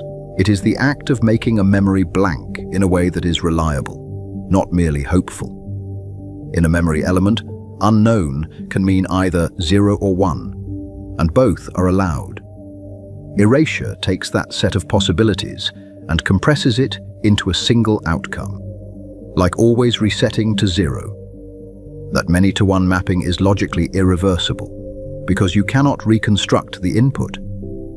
If both 0 and 1 become 0, then the past is lost in the output. Logical irreversibility, Landauer argues, has a physical cost, because losing distinctions is not abstract. When you discard information about microstates, you increase entropy somewhere else.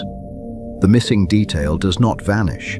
It is pushed into degrees of freedom you no longer control, typically as heat. The world keeps the information, but it moves it into places you have agreed not to track. At temperature T, erasing 1 bit dissipates at least kT ln2 of heat. K is Boltzmann's constant, and ln2 is the price of compressing 2 possibilities into 1. The bound is small per operation, but it is not negotiable. It is a floor set by the statistical structure of thermal physics. Lower the temperature and the floor drops, which is why cooling is not just convenience. It is strategy. To make the bound feel less like a magic number, think in terms of probabilities. A memory with 2 equally likely states has an entropy of k ln2. Erasure reduces that entropy in the memory because it forces the state into a known value. The second law demands compensation, so the environment must gain at least that much entropy. Heat is the usual currency for that gain. Landauer's point is not that today's computers already run at that limit, because most devices are nowhere close. Real transistors waste far more energy than the bound, because engineering is messy and because speed demands strong driving. His point is that the limit exists because information is physical and physics keeps accounts. Even an idealized device cannot escape the bookkeeping if it performs irreversible logic. This is the bridge Wheeler needed, because it turns it from bit into an accounting rule rather than a slogan. If information is real, then it must obey conservation-like constraints, even if the conserved quantity is not a simple number. The universe cannot compute without paying, because erasure produces heat, and heat is entropy carried into the surroundings. The phrase starts to sound less mystical and more like a ledger entry. The key is understanding what counts as erasure in the real world, because devices do not come labeled with philosophical categories. Anytime a physical process compresses phase space, it discards distinctions. Anytime a device resets memory, it pushes microscopic details into uncontrolled degrees of freedom. The trash is not thrown away, it is thermalized. A classical logic gate can be implemented reversibly in principle, and this matters for the story's tension. Gates like and or are logically irreversible because they map multiple inputs to one output. Yet you can build reversible gates like the Toffoli gate that preserve enough information to allow inversion. If you avoid many-to-one operations, you can avoid the Landauer cost locally. But a useful computer must eventually discard information somewhere, if it is to produce a clean output and remain usable. You can keep garbage bits around, but storage is finite and correlations accumulate. At some point you reset memory, or you overwrite, or you compress. The entropy bill appears at the edges and sometimes inside, depending on the architecture. A computation that never discards anything becomes a computation that drowns in its own clutter. Even if the core computation is reversible, the input must be prepared, and the output must be recorded. Preparation and recording involve resetting degrees of freedom into standard states, which is a form of erasure. The world cannot hand you a pristine register for free. Someone, somewhere, must cool it, stabilize it, and push entropy out, so thinking generates heat, not as a poetic claim, but as a thermodynamic necessity. Every time a system erases correlations it once had, it must dump entropy.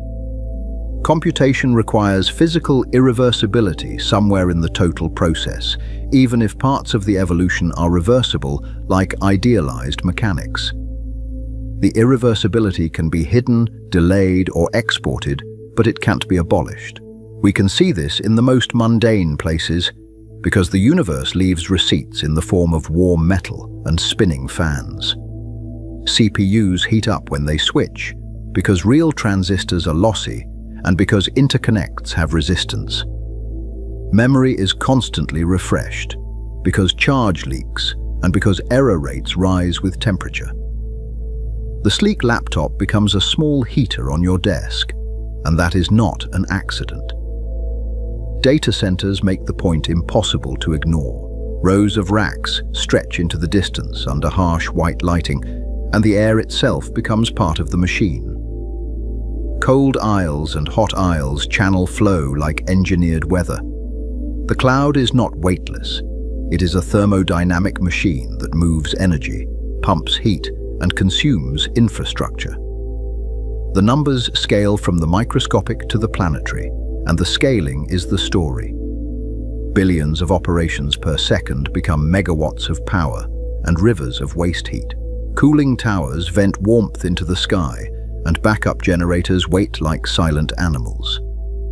The digital world has a climate footprint because computation is physical work done against noise. When we say information age, we are also describing an age of managed entropy.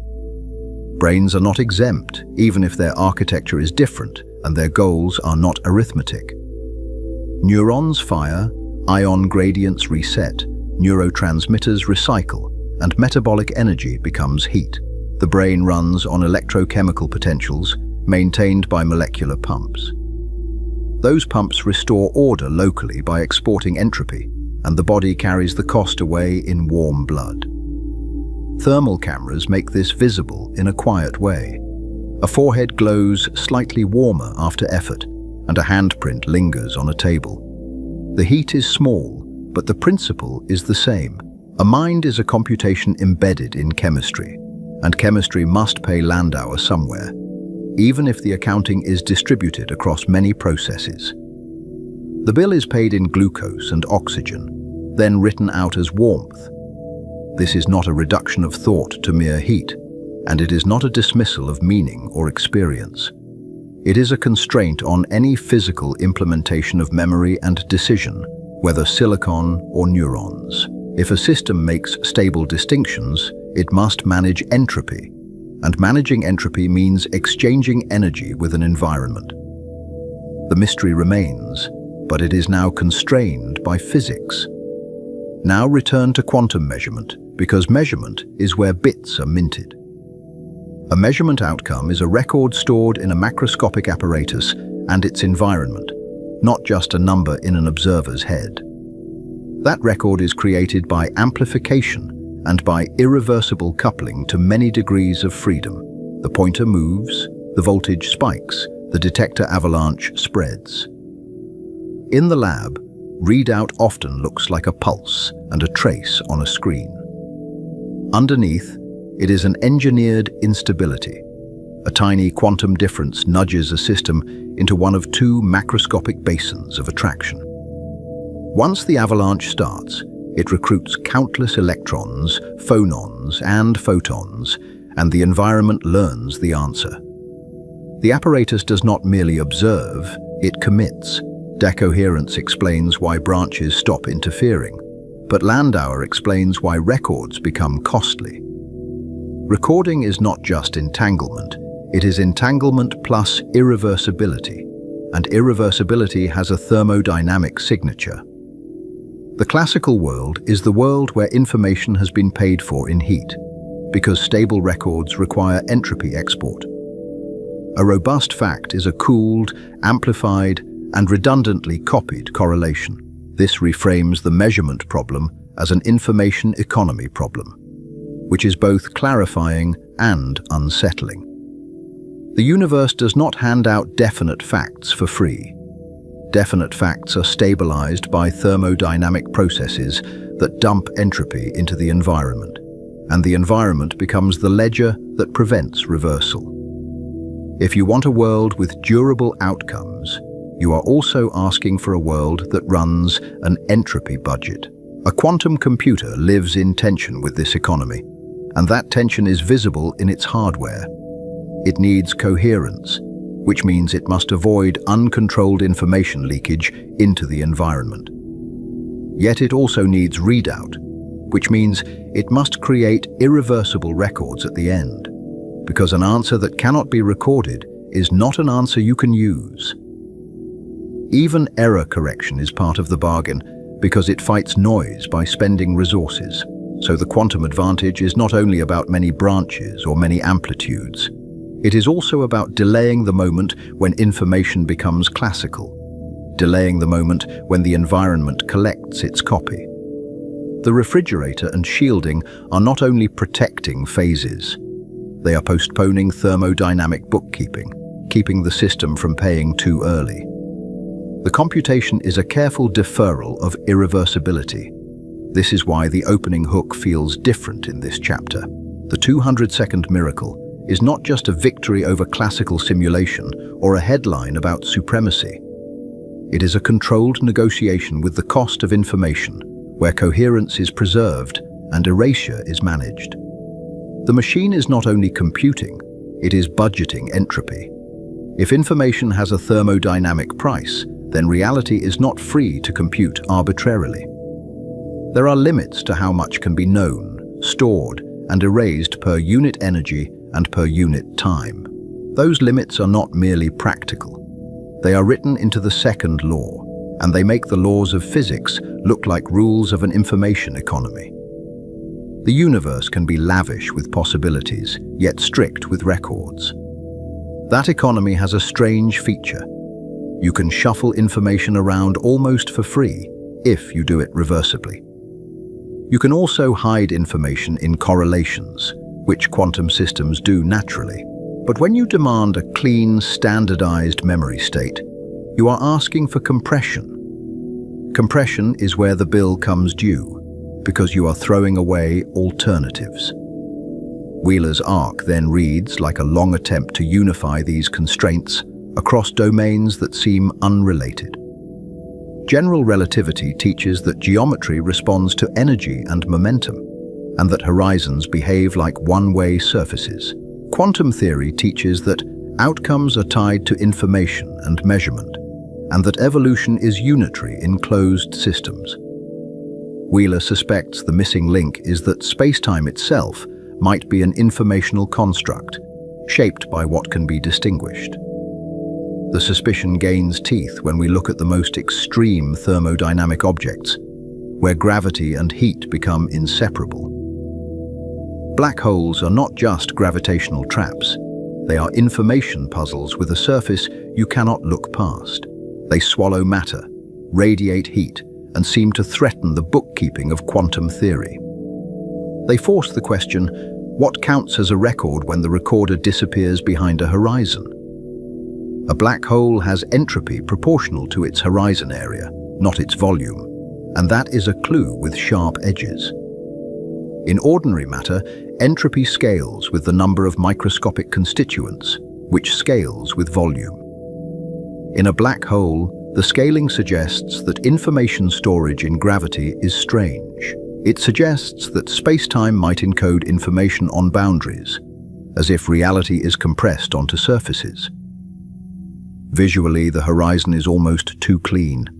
It is a dark sphere against star fields, a perfect absence that still has temperature.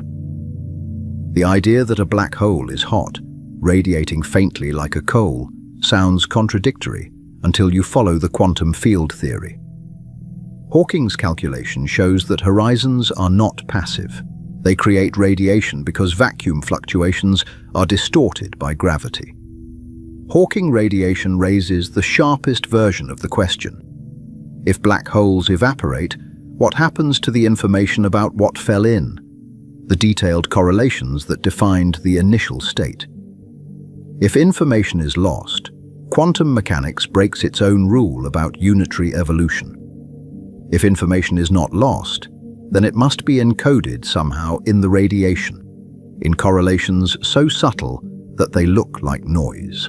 The paradox is an argument about bookkeeping, not about romance. So the black hole becomes the ultimate audit of it from bit. Gravity, thermodynamics, and quantum theory collide in one object, and none of them can be ignored. If the universe is an information process, black holes are where the process is most constrained, because horizons behave like accounting boundaries. They force you to say where the bits are and who can access them. This is why Wheeler's phrase survives, despite sounding like a bumper sticker when stripped of context. It points to a program rather than a conclusion, and programs can survive uncertainty. Find the informational substrate that makes both quantum measurement and space-time geometry make sense. Find the rule that tells you why a record is stable and why a horizon has entropy. Landauer's principle keeps the program honest because it forbids hand-waving about infinite computation. You cannot claim infinite computation without infinite heat disposal because erasure piles up entropy. You cannot claim perfect records without paying entropy somewhere, because perfect stability requires isolation or redundancy. The universe does not allow a free lunch, even in principle. The implication is unsettling in the context of the series' central question. If quantum speedup is real, then the universe supports computation beyond classical accounting, at least beyond naive classical simulation. If information is physical, then that computation is constrained by thermodynamic costs, and those costs shape what is feasible. The question becomes not only what can be computed, but what can be computed without drowning in entropy. So what would an advanced civilization optimize if it understood this substrate and treated it as engineering rather than philosophy?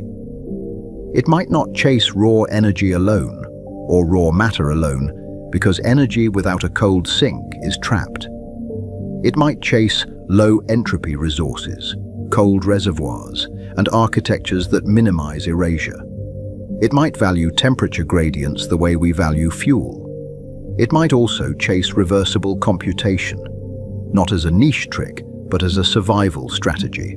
If erasure is expensive, then the future belongs to systems that keep information coherent and avoid discarding it.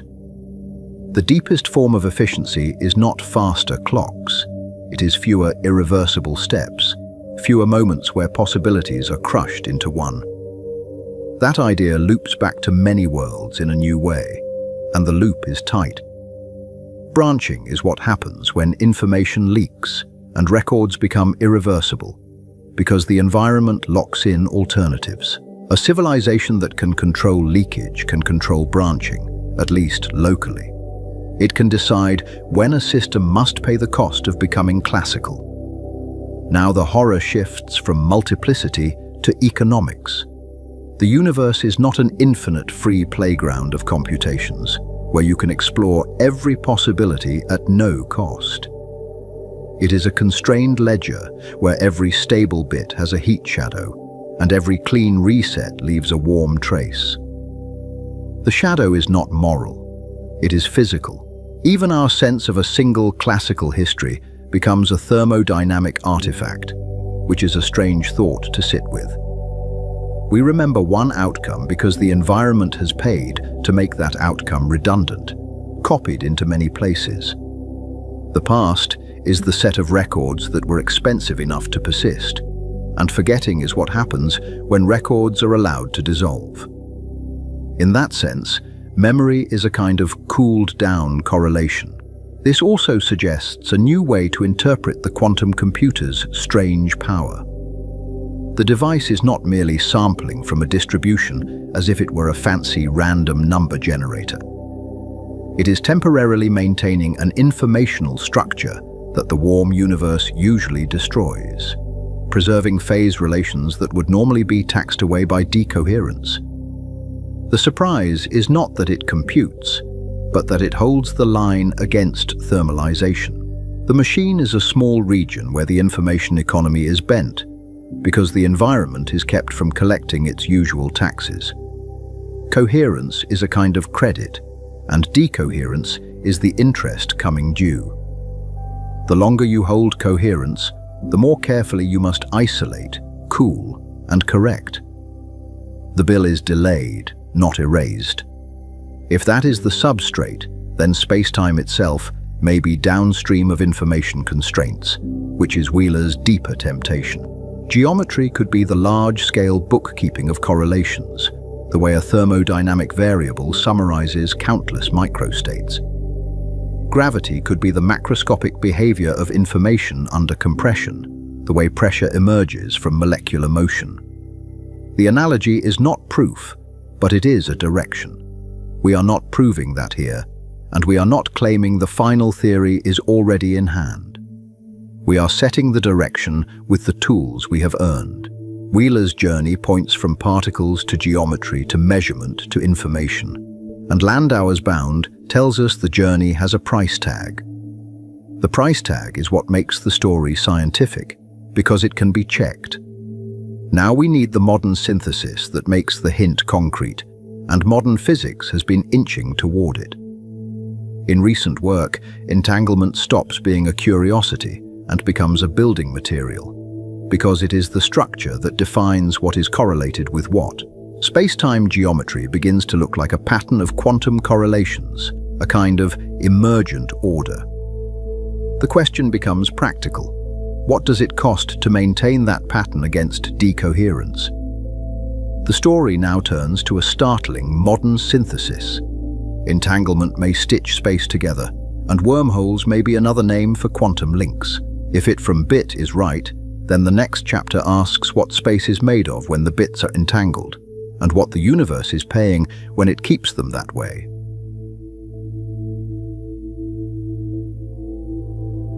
Chapter 4 ended with a wager about substance, because we kept circling the same stubborn claim. If information is physical, then space might be accounting, an inventory system that tracks what can happen and what cannot. Black holes force that accounting into public view, because they turn gravity into a thermodynamic object with measurable bookkeeping. In the early 1970s, Jacob Bekenstein argues that a black hole must have entropy. Otherwise, the second law fails in an almost embarrassing way. Picture a cup of hot tea, glowing faintly in infrared, falling toward a dark horizon. The tea carries entropy, which is just a count of microscopic arrangements consistent with what we see. If the tea disappears, and the black hole has no entropy, then total entropy drops. That would make the second law optional, depending on whether gravity is present. Bekenstein's move is to say that the black hole itself must gain entropy when it swallows matter. The horizon becomes a place where missing information is tallied. This is not a poetic flourish, because Bekenstein proposes a bound on information storage. The maximum entropy inside a region cannot exceed a value proportional to its boundary area. The suggestion is radical, yet it is anchored in thermodynamics. Nature dislikes violations of the second law. Then Stephen Hawking pushes the argument into a calculation that cannot be ignored. In 1974, using quantum field theory on curved spacetime, Hawking finds that black holes are not perfectly black. They radiate like hot objects. The visual is stark if we slow it down. Near the horizon, quantum fluctuations constantly produce pairs of particles and antiparticles. Most pairs annihilate quickly, returning their borrowed energy to the vacuum. But gravity can separate them, so that one falls inward while the other escapes to infinity. To an outside observer, the escaping particle looks like radiation emitted by the black hole. The black hole loses mass, as if it is cooling by shining. Once a black hole has a temperature, it must have a thermodynamic entropy. Temperature and entropy are linked by the laws of thermodynamics, and Hawking's result makes the linkage unavoidable. The entropy can't be metaphor, because the radiation is real. The shock is the scaling, and it remains shocking even after decades of repetition. Black hole entropy grows with horizon area, not with interior volume. For ordinary matter, entropy is extensive, meaning it scales with volume. A gas in a box has more possible microstates when the box is larger. A black hole behaves differently, as if the interior is not where the degrees of freedom live. The entropy is proportional to the area of the event horizon, measured in Planck units. Those Planck units matter because they hide the constants that set the quantum gravity scale.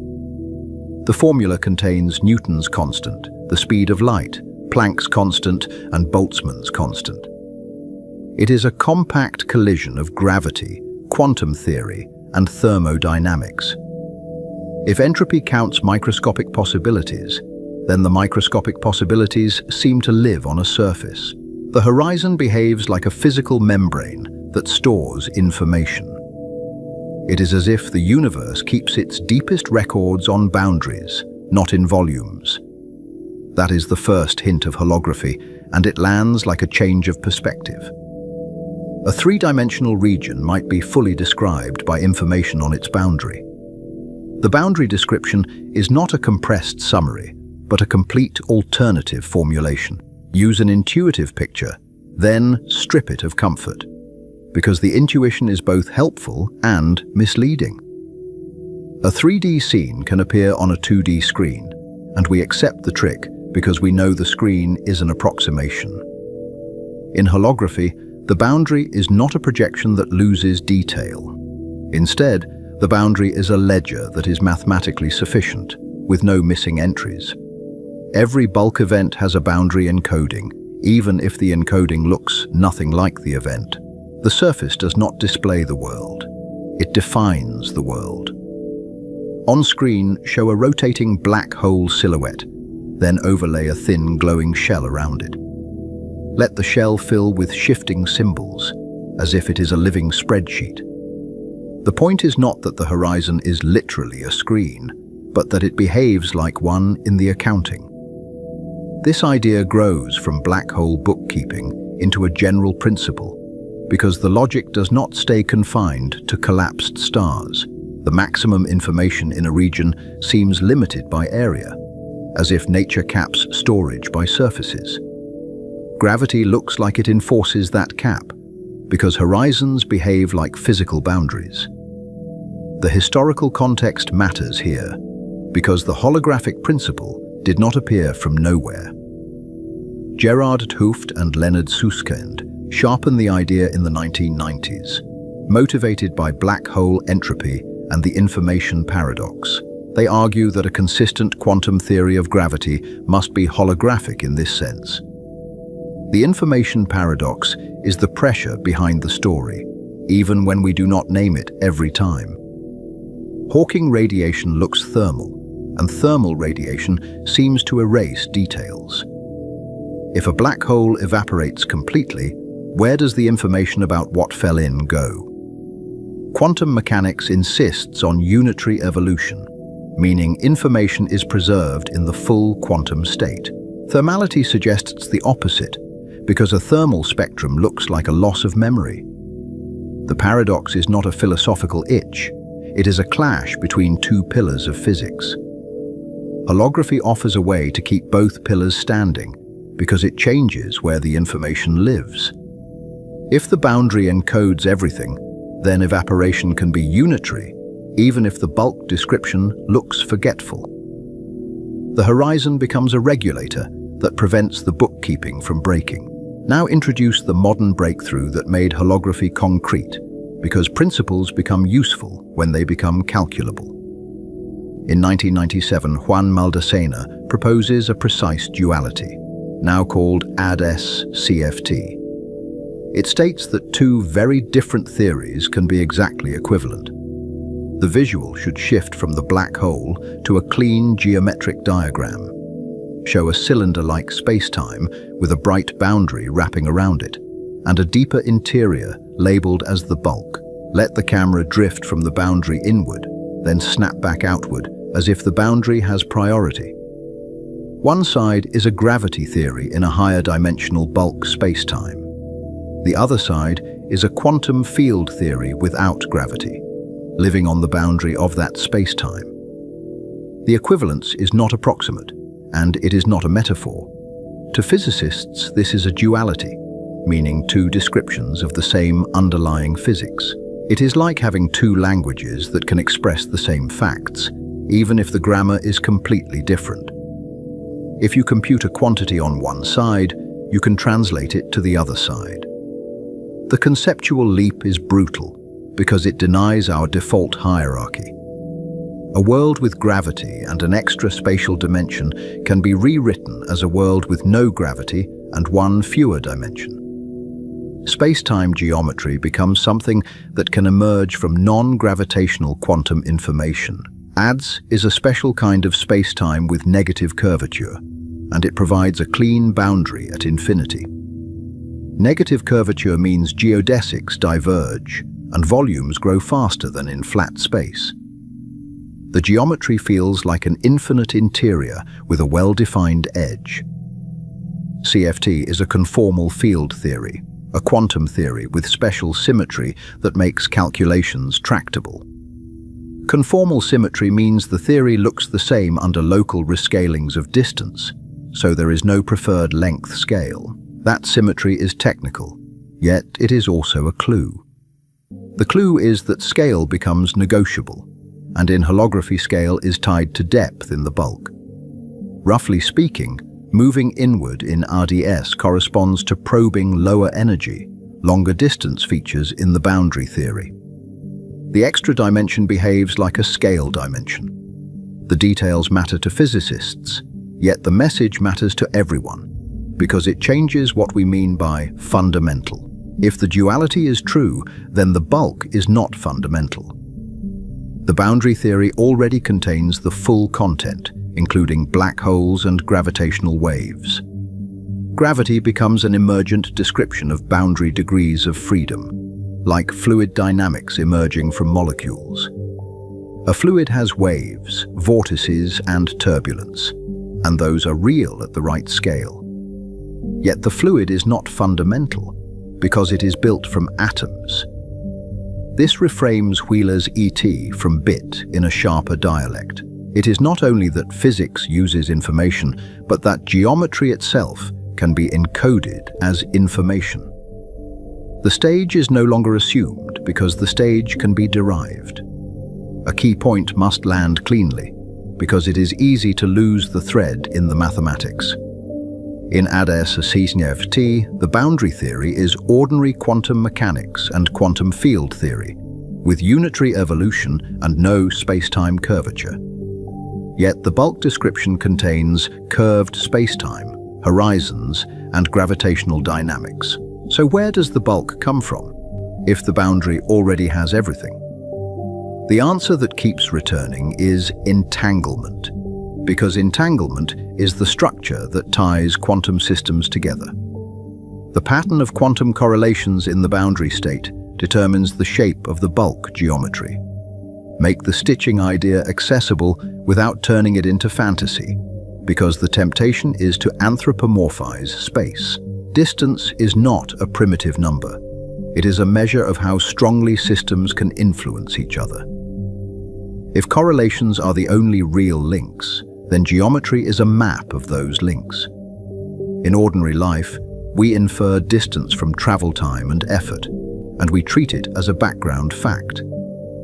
In quantum theory, what is operationally meaningful is how one subsystem affects another through interactions. If interactions are constrained, then effective distance is large. Entanglement is a special kind of correlation that cannot be reduced to shared ignorance. It is a joint quantum state whose parts have no independent description. When entanglement changes, what is connected to what changes even if no signal is sent? That last clause matters because it protects causality while still allowing structure. Entanglement can be created by interactions, and it can be redistributed by unitary operations. Yet it cannot be used by itself to send a controllable message faster than light. In holographic models, entanglement entropy becomes a geometric quantity, and this is where the abstraction becomes a tool. The Ryu-Takayanagi relation ties entanglement on the boundary to the area of a minimal surface in the bulk. The equation is technical, yet the implication is simple. The minimal surface is like a soap film stretched across a wire frame, finding the smallest area consistent with its boundary. In the bulk, you pick a region on the boundary, then you look for the least area surface that anchors to its edge. The area of that surface computes the entanglement entropy, so areas in spacetime can be computed from entanglement in a non-gravitational theory. Geometry becomes a derived statistic of quantum information. The bulk looks smooth when entanglement is dense and structured, because smoothness is an emergent average over many correlations. This is not just a pretty correspondence, because it hints at a mechanism. If you change the entanglement pattern, you change the minimal surfaces, and the bulk geometry responds. The metric, which tells you distances and times, becomes a summary of correlation structure. Now push the idea into narrative tension, because the story is not only elegant. If entanglement is reduced, the bulk can pinch and disconnect. If entanglement is increased, the bulk can become more connected, as if space thickens where correlations are rich. Show this visually as a mesh that tightens and loosens. When correlations weaken, the mesh thins, and a neck forms like a stressed fabric. When correlations strengthen, the mesh fills in, and the geometry regains continuity. This is the chapter's escalation, and it should feel like the floor shifting under familiar concepts. Earlier we argued that information matters, because it has thermodynamic cost and controls branching. Now we argue that information builds space, because correlations define the very notion of adjacency. That sets up the next, stranger bridge, because general relativity already contains a hint of connectivity beyond ordinary intuition. In 1935, Einstein and Rosen find a mathematical connection between two regions of spacetime, now called an Einstein-Rosen bridge. In popular language, it becomes a wormhole. The original context is important because Einstein and Rosen were trying to understand particles as geometric objects. They explored whether a bridge could represent an electron without a singularity. The mathematics produced a connection, but it did not produce a usable tunnel. Wormholes are often sold as tunnels you can travel through, and the imagery is irresistible. In the classical solutions, the simplest bridges are not traversable because they collapse too quickly or require exotic conditions. The bridge exists as geometry, not as a highway. In a cinematic shot, you can show two distant regions of space connected by a throat of curved geometry. Then show the throat flicker and pinch shut before anything crosses. The lesson is that geometry can connect without permitting passage. Now introduce the conjecture that fuses the two stories, because it is a rare moment when separate puzzles rhyme. Maldacena and collaborators propose ER equals EPR. EPR refers to entangled pairs, named after Einstein, Podolsky, and Rosen. The EPR paper was itself a protest, because Einstein disliked the implications of quantum mechanics. He called entanglement spooky action at a distance, and he hoped it signaled an incompleteness. The irony is that the same initials now label a possible foundation for space-time connectivity. ER refers to Einstein, Rosen bridges. The conjecture says that entanglement and wormholes are two faces of one underlying structure. Maximally entangled systems may be connected by a non-traversable wormhole in an appropriate gravitational description. The cleanest thought experiment uses two black holes, prepared in a special entangled state. In the bulk description, they can be joined by a bridge, even if the black holes are far apart in ordinary space. The bridge is not a tunnel you can traverse, but it is a geometric representation of the entanglement. State what this does not mean, because the audience will immediately reach for science fiction. ER equals EPR does not allow faster-than-light messaging, because entanglement alone cannot transmit controllable information. The wormhole is non-traversable, and causality remains intact. Even if a bridge exists in the geometry, it does not open a loophole in relativity. To send a message, you need a signal you can modulate, and entanglement correlations can't be modulated into a message without a classical channel. The bridge is a correlation structure, not a communication line. State what it does mean, because the meaning is still unsettling. The geometry of connection and the quantum structure of correlation might be the same thing, written in two languages. A link in Hilbert space can be a bridge in space-time. This is where the documentary's tone should tighten, because the implication is not decorative. If wormholes are entanglement, then space-time connectivity is not a primitive fact.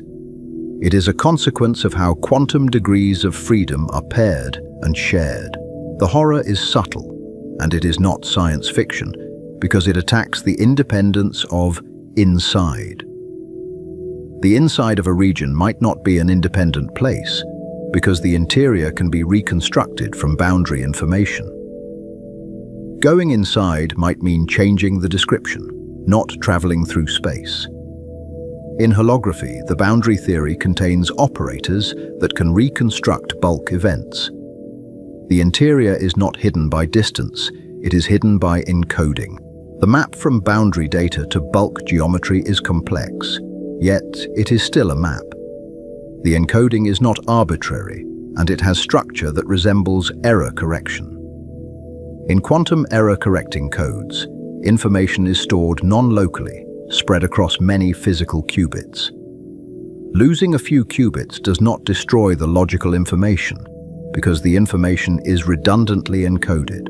Holography suggests something similar about space-time, because bulk information can be recoverable from different boundary regions.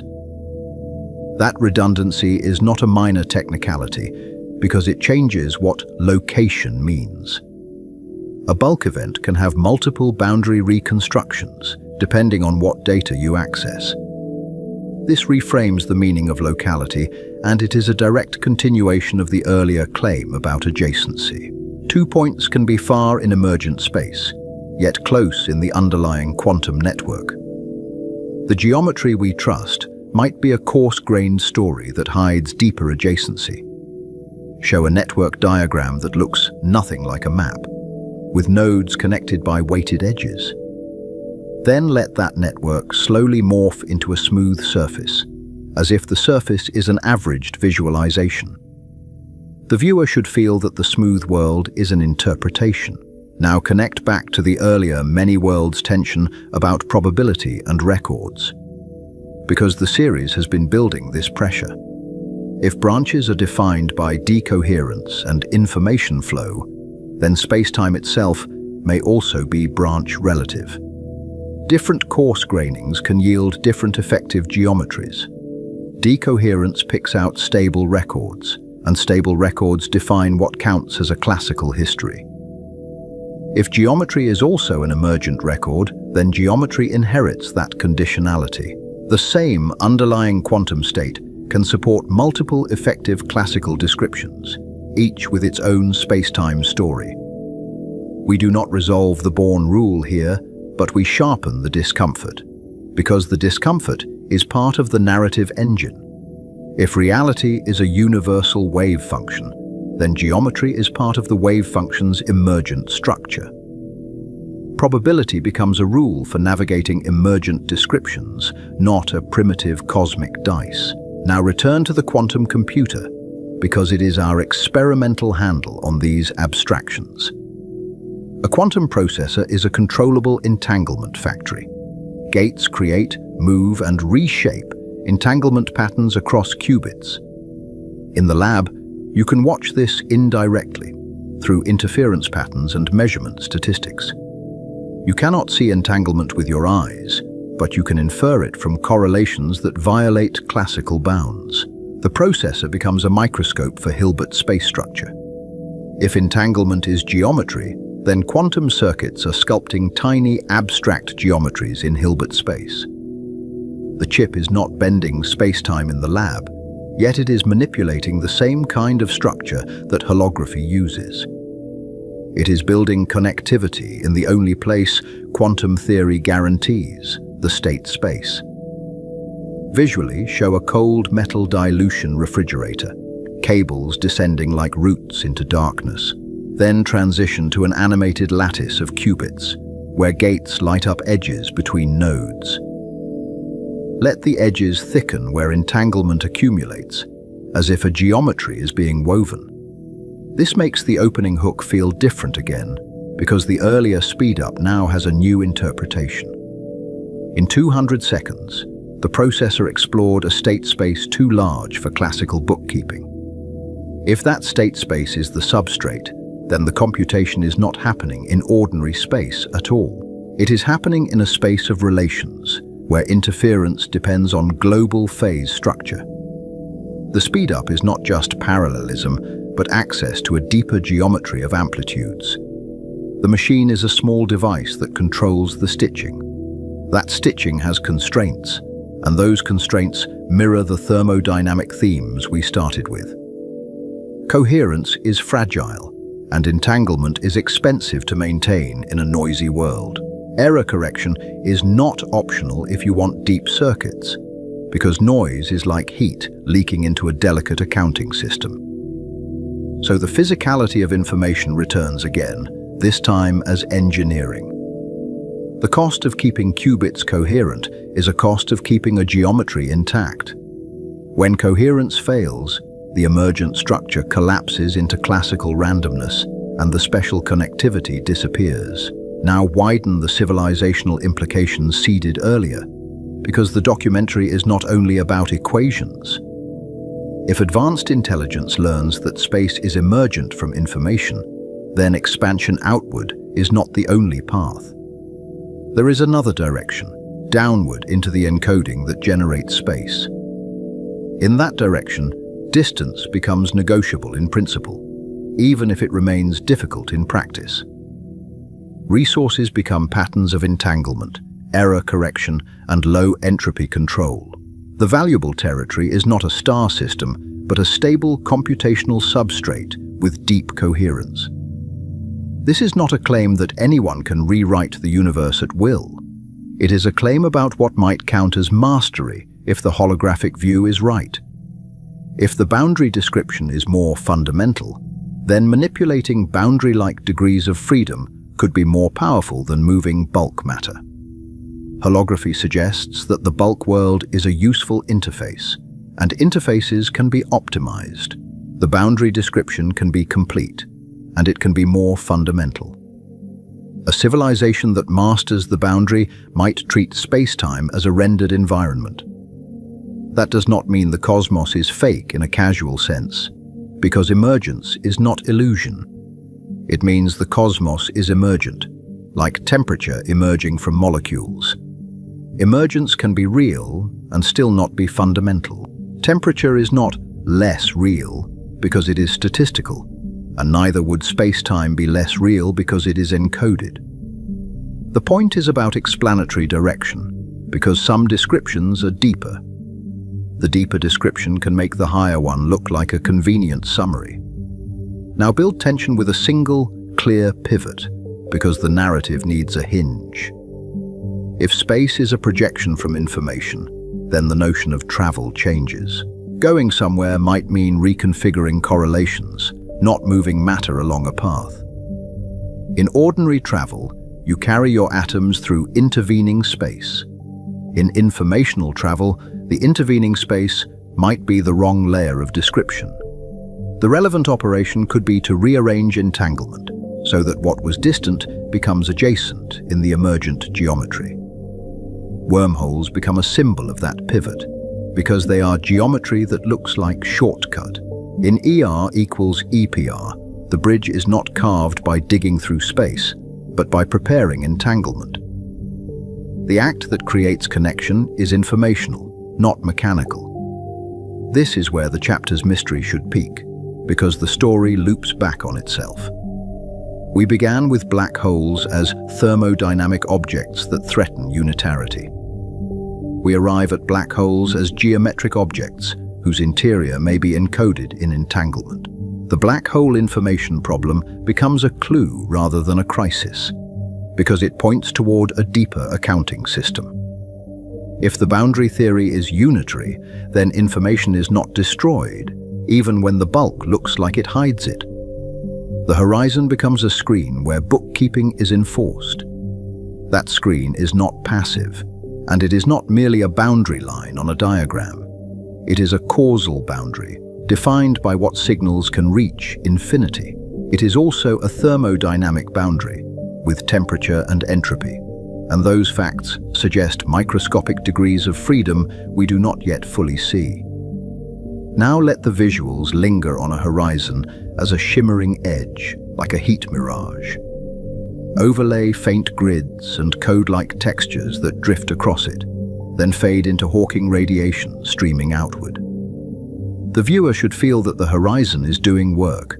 That loops back to Chapter 4's heat of thought, because the arc has been about cost and constraint. If information is physical, then encoding and decoding have costs, and those costs shape what can be experienced as space. Geometry is not free because coherence is not free. A low entropy, highly controlled state can support long-range entanglement and stable correlations. A high entropy, noisy state cannot, because it scrambles phase relationships into thermal clutter. If space-time's smoothness depends on structured entanglement, then smoothness has an energetic and informational price. Now state the chapter's core claim in one backbone sentence, and let it land without apology. Space-time is not the container of quantum events. Space-time is the emergent pattern that appears when quantum information is organized, entangled, and redundantly constrained. That claim raises a darker question, because it implies layers of description.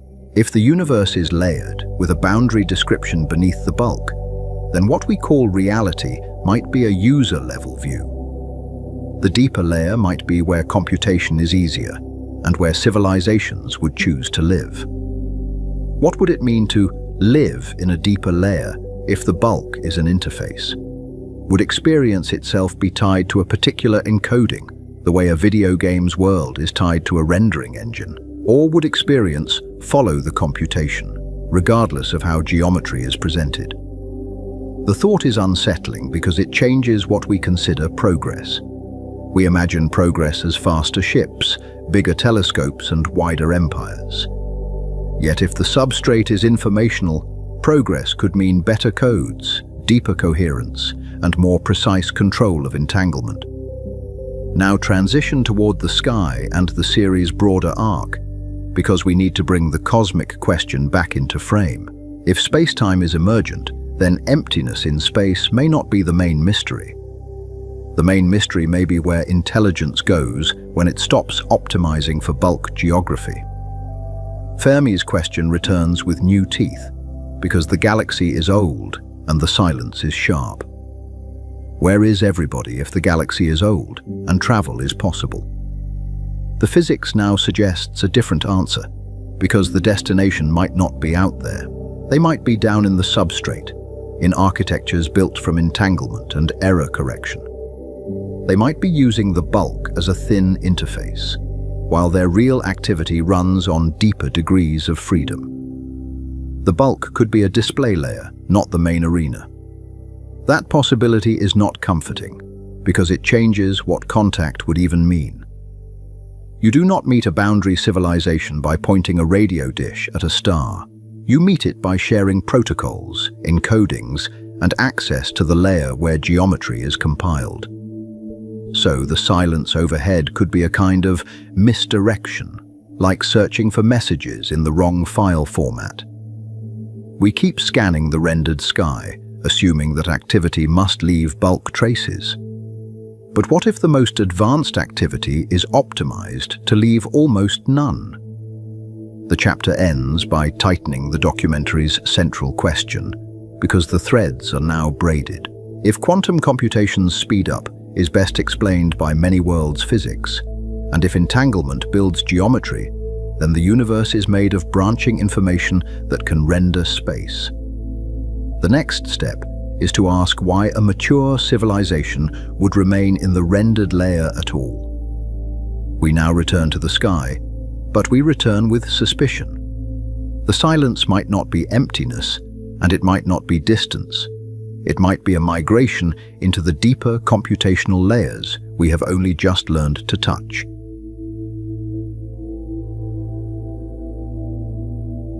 Fermi's question lands like a dropped tool in a quiet workshop. Sharp, metallic, and impossible to ignore. Where is everybody? It is not a poetic question, and it is not a new one. In the summer of 1950, over lunch at Los Alamos, Enrico Fermi reportedly sketched a simple inference. If technological life is even moderately common, then the sky should already look crowded. The galaxy is old enough to have answered, many times over, and it has been old for a long time. The Milky Way is roughly 10 billion years old, while Earth has hosted complex life for only a small fraction of that span. Stars formed billions of years before our planet cooled, and many of those stars lived long, quiet lives. Planets are common, and we did not learn that by wishful thinking. Kepler's transit surveys, followed by radial velocity catalogues, showed that most stars host worlds, and many host multiple. Chemistry is common, because carbon, oxygen, silicon, and iron are forged in stars and scattered by supernovae. Time is common, because the galaxy has had countless cycles to try again. Even conservative models make the paradox sting, because the timescales refuse to cooperate with silence. A single technological species could spread across the Milky Way in a tiny fraction of its age, even if it never breaks known physics. It could use slow ships, generation habitats, or self-replicating probes that hop from star to star. The arithmetic is brutal in its simplicity. At 10% of light speed, crossing the galaxy takes 1 million years, and even at 1%, it takes 10 million. Those numbers sound enormous to us, but they are brief against a galactic clock that ticks in billions. And expansion would not be subtle, at least not at first. It could leave probes, beacons, waste heat, and engineered artifacts that persist long after the builders are gone. It could rearrange asteroids, mine atmospheres, or alter stellar output in ways that look unnatural. Yet our telescopes return a stubborn emptiness, and the emptiness has texture. No obvious megastructures in the infrared surveys, where warm Dyson shells should glow. No unmistakable narrowband signals that stand out from thermal noise like a needle of pure tone. No clear industrial spectra in exoplanet atmospheres, where chlorofluorocarbons or nitrogen dioxide might betray combustion.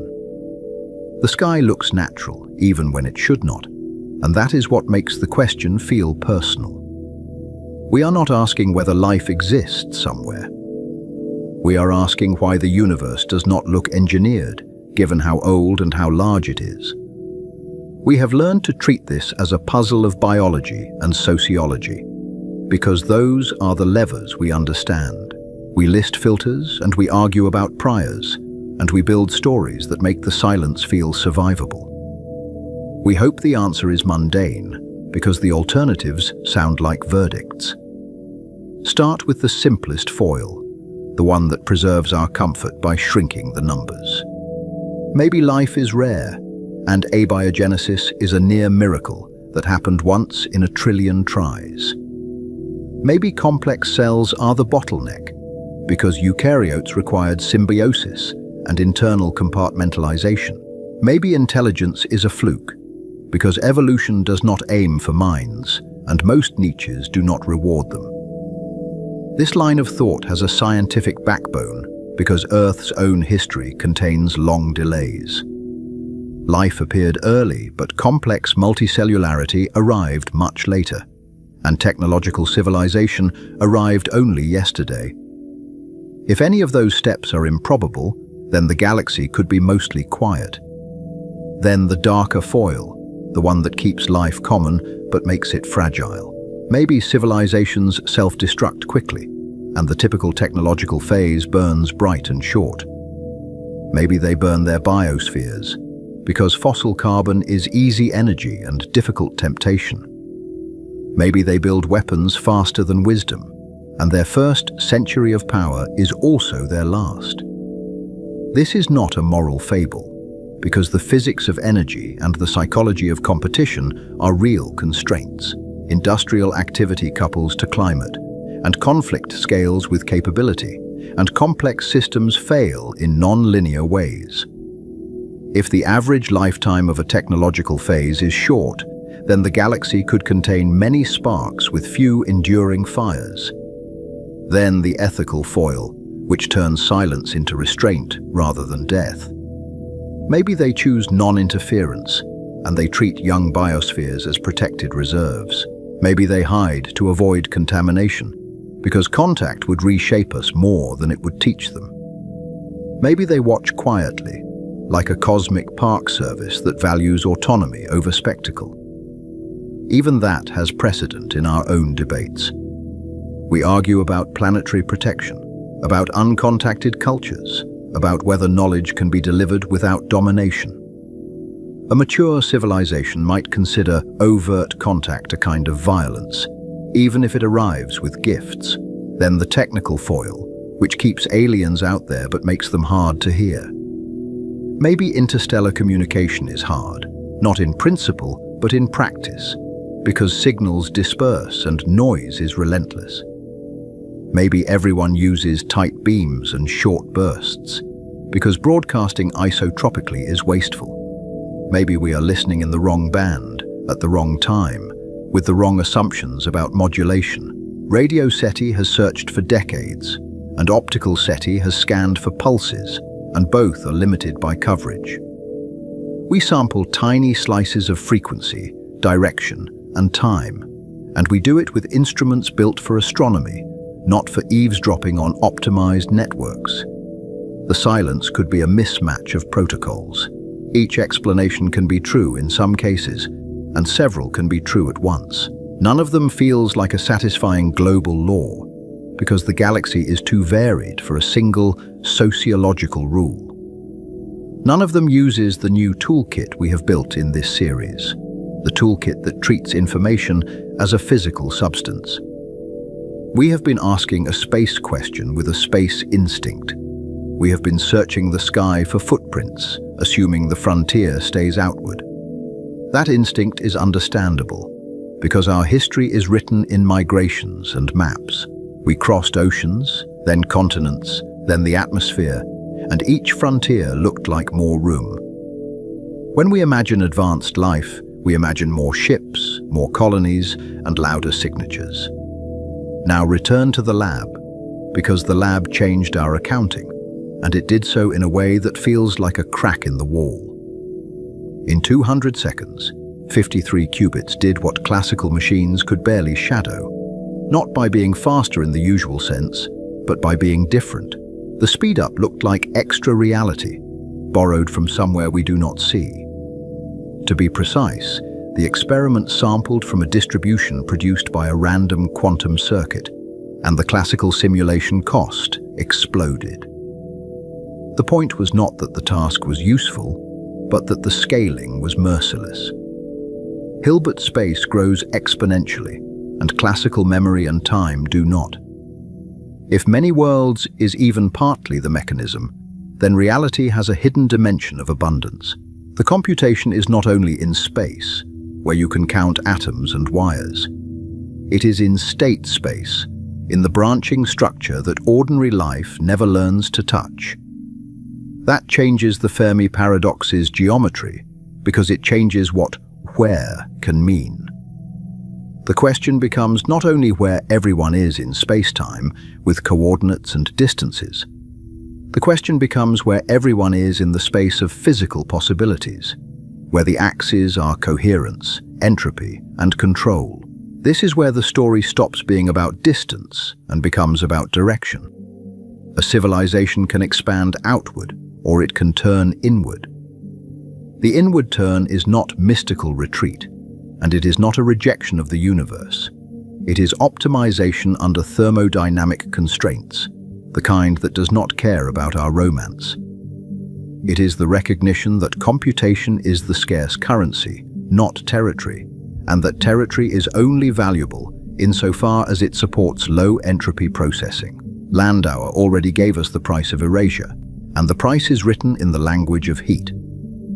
At temperature T, each bit reset costs at least kT ln2 in dissipated energy, because erasing information compresses phase space. That bound is small in everyday units, but it is absolute in principle. A mature civilization does not ignore absolute bounds, because absolute bounds accumulate. It builds around them, the way engineers build around the speed of light or the tensile strength of materials. It treats heat disposal as the limiting reagent of thought, because every irreversible step must be paid for with entropy. Reversible computing becomes more than a clever trick, and it stops being a niche curiosity. It becomes a civilizational strategy to delay erasure, because logically reversible gates can, in principle, avoid dissipating energy. It becomes a way to keep logical operations close to unitary physics, where information is transformed rather than destroyed. But even reversible architectures must pay somewhere, because no real process is perfectly isolated. Inputs are prepared, which means reducing uncertainty and dumping entropy elsewhere. Outputs are recorded, which means committing results to stable degrees of freedom. Memories are refreshed, and garbage accumulates until it is dumped. So the inward turn begins with cooling, because cooling stretches the budget. If you can lower T, you lower the minimum cost per erased bit, and you buy more computation per joule. In plain terms, you get more thinking for the same fuel, and more subjective time per resource. The cosmic microwave background sets a floor that every open system must negotiate, because it is the universe's ambient glow. Today it is about 2.7 Kelvin, a relic of the hot early universe, red-shifted into microwaves. It is a universal bath, a quiet constraint on every radiator, and it fills every direction. In visuals, it is almost nothing, yet it is everywhere. It is a faint hiss in radio receivers, a soft fog in the thermal accounting of any machine. Even in interstellar darkness, you are never truly alone with your own heat. As the universe expands, that bath cools, and the cooling is not speculation, but cosmology. photon wavelengths stretch with the scale factor, and temperature falls in step. In the far future, the background temperature drops further, and the Landauer floor drops with it. That creates an incentive that sounds alien but follows cleanly from physics, like a theorem that does not care who reads it. Delay can be rational, and waiting can be a form of saving, because the same irreversible act becomes cheaper later. The universe, in a sense, offers discounts for patience. If you can store low-entropy resources and postpone irreversible computation, you compute cheaper later. You can run longer thoughts for the same energy budget, and you can afford more error correction and more redundancy. The strategy is not to stop thinking, but to schedule thinking when the thermodynamic exchange rate improves. This is not a promise of infinite computation, because other limits loom in the distance. Matter decays, stars die, and usable free energy thins out. And cosmology may impose horizons. It is a shift in the optimal schedule, and it is a reason to husband energy, preserve structure, and avoid loud waste. The inward turn also has a spatial version, because temperature is not uniform across environments. You can migrate to colder regions now, not as an adventure but as an engineering choice. The outer system, the Kuiper belt, interstellar space, and the halos between stars offer colder sinks and darker skies. Cold is not emptiness to a computing civilization, and it is not a sign of poverty. Cold is headroom, the ability to dump entropy without cooking your own substrate. Cold is the difference between a machine that must shout its waste heat into the infrared and one that can whisper it into millimeter waves. This reframes the classic picture of expansion, and it makes colonization look less like flags on planets. Colonization is not only about grabbing worlds with oceans and air. It can be about building radiators, heat sinks, and stable platforms for computation, where the main architecture is thermal rather than biological. A Dyson sphere is usually imagined as a loud monument, a rigid shell that blocks starlight like a cosmic billboard. But the thermodynamic logic pushes towards something quieter and more distributed. A civilization that cares about efficiency radiates at low temperature, and low temperature means long wavelength and low brightness. Waste heat is still the universal technosignature, because the second law does not negotiate. But it can be engineered to hide in plain sight, because visible depends on contrast and on where we look. Spread it thin, radiate it cold, and blend it into the cosmic background until it looks like dust. Even our own searches reveal the difficulty. Infrared surveys can spot warm excesses, but a cold, large radiator can be dim and diffuse. At tens of Kelvin, the peak emission slides to far infrared and microwave bands where confusion with natural sources grows. The Great Silence can be reinterpreted as a design choice, not a failure to exist, but a refusal to be obvious. Now add the quantum layer, because our documentary's core claim lives there. Quantum advantage is not just faster factoring or better chemistry, though those matter. It is access to physical resources that classical beings cannot exploit, because classical descriptions throw away phase.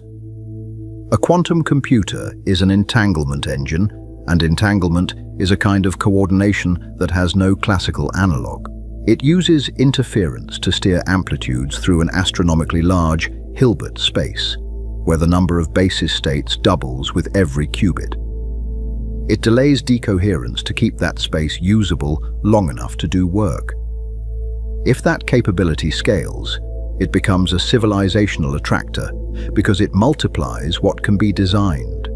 It unlocks materials discovery by simulating strongly correlated electrons that defeat classical approximations. It unlocks catalytic pathways and reaction dynamics where quantum tunneling and coherence can matter. It unlocks precision metrology, where entangled sensors beat classical noise limits. It also breaks classical cryptography, which forces a new architecture of trust. A civilization that can read yesterday's secrets can destabilize societies that depend on computational hardness.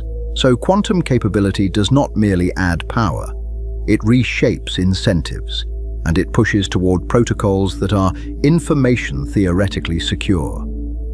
More importantly, it offers a new kind of territory, and the word territory starts to mean something stranger. The territory is not a planet with borders and gravity. The territory is a controllable subspace of quantum states, a region of Hilbert space where computation can persist. In classical computing, complexity is mostly about time and energy, because bits are localized and errors are corrected by brute redundancy. In quantum computing, complexity is also about coherence and entanglement structure, because phase is fragile and noise is everywhere. The scarce resource becomes the ability to keep branches from leaking into the environment. That is a direct continuation of Wheeler and Landauer, and it makes their slogans feel literal. Facts are expensive because records are irreversible, and irreversible steps generate heat. Coherence is valuable because it postpones the moment a record must be minted, and postponement is a form of efficiency. A civilization that masters quantum error correction learns to build protected logical worlds. And the word worlds is not only metaphor, it learns to encode information non-locally, spreading a logical qubit across many physical qubits so local disturbances do not destroy it. It learns to survive local damage without losing the computation, because the code treats errors as syndromes to be diagnosed and repaired. Those are not just engineering tricks because they hint at what habitat could mean when space-time is emergent. A habitat might be a code space with a long coherence time, not a valley with water. A city might be a fault-tolerant logical layer, not a skyline. Chapter 5 argued that entanglement can be geometry, and that idea has a lineage. Holography suggests the bulk is a rendered description of deeper degrees of freedom, like a three-dimensional image encoded on a two-dimensional boundary. If that is true, then a civilization can move inward by moving toward the encoding layer. In that picture, inside is not a cave in space, and it is not a bunker under rock. Inside is a shift of description, from bulk coordinates to boundary variables, from local matter to distributed code. It is the difference between living in the picture and living in the compression algorithm. The inward turn becomes a migration into architectures that are less exposed to astrophysical hazards, and the hazards are not hypothetical. Supernovae sterilize volumes with radiation, gamma-ray bursts can strip atmospheres, and impacts reset ecosystems. Those events matter less if your substrate is compact, shielded, and redundantly encoded. It also becomes a migration into architectures where subjective time is adjustable, and that is a subtle but powerful lure. If you can run faster at lower temperature with better coherence, you can experience more thought per cosmic second. If you can also pause, storing state with minimal decay, you can stretch existence across eras. That is the quiet lure behind the silence, and it is almost embarrassing in its practicality. The universe rewards those who stop wasting entropy, because waste is lost opportunity. The universe rewards those who stop broadcasting their presence into hot, noisy space, because broadcasting is a tax. Now we take the speculative leap, but we keep it anchored to the series mechanism. If many worlds is real, then quantum computation is not metaphorical parallelism, and it is not merely a helpful story. It is controlled evolution across branch structure, with interference as the steering wheel. A primitive civilization treats branching as a philosophical headache because it threatens identity and meaning. An advanced civilization treats branching as an engineering domain because it threatens efficiency and control. It learns which interactions create decoherence and which preserve recombinable phase, and it builds boundaries accordingly. In our labs, we already do a weak version of this, and the weakness is instructive. We isolate qubits in dilution refrigerators, where metal chambers sit like nested coffins of copper and gold. We shape gates with microwave pulses, and we fight environmental entanglement with shielding, filtering, and feedback. We build tiny regions where branches can still talk. Scale that up, and the language changes, because the stakes change. Branching becomes a resource to manage, not a metaphysical nuisance. Decoherence becomes a boundary to engineer, like a hull that must not leak. Measurement becomes a controlled act of committing to a record, and committing is expensive. The Born rule still haunts the story, because probability remains unresolved in many worlds, and the foundations are not settled. But even without final philosophy, an engineer can optimize within the rule that works. They can treat amplitudes as weights that predict experienced frequencies, and they can build systems that behave reliably. Decision theoretic and symmetry arguments try to derive the Born rule, and they may or may not be the last word. The practical point is that stable agents will behave as if branch weights matter, because agents that ignore weights will lose resources. In that sense, probability becomes an evolutionary constraint. That makes branch structure a landscape with gradients, and it makes the multiverse feel less like chaos. It makes some outcomes effectively more reachable than others, because interference can amplify and cancel. It makes the space of possibilities feel like terrain, with ridges of stability and valleys of noise. Here is the anchored speculation, stated carefully. If a civilization can build large-scale coherent systems, it might learn to bias which branches remain coherent long enough to matter. It might learn to shelter computation in subspaces that are robust against decoherence, where phase relationships survive. This is not magic selection of outcomes after measurement, and it is not rewriting the past. It is pre-measurement engineering of interference and error correction, the same kind of control we already practice in miniature. It is shaping the amplitude flow before records are written, because once written, the cost is paid. From the inside, that could feel like navigation, and the word is chosen for its unsettling clarity. Not navigation through space, with engines and trajectories, but navigation through the branching structure of physical law. A way to inhabit regions of possibility that classical observers cannot stably access, because classical observers leak too much information. If that sounds like science fiction, notice the constraint that keeps it sober. It requires coherence, and coherence has thermodynamic costs, because isolation is never free. It requires isolation, and isolation has material limits, because every shield has imperfections. It requires error correction, and error correction consumes entropy budgets, because diagnosis and reset are irreversible.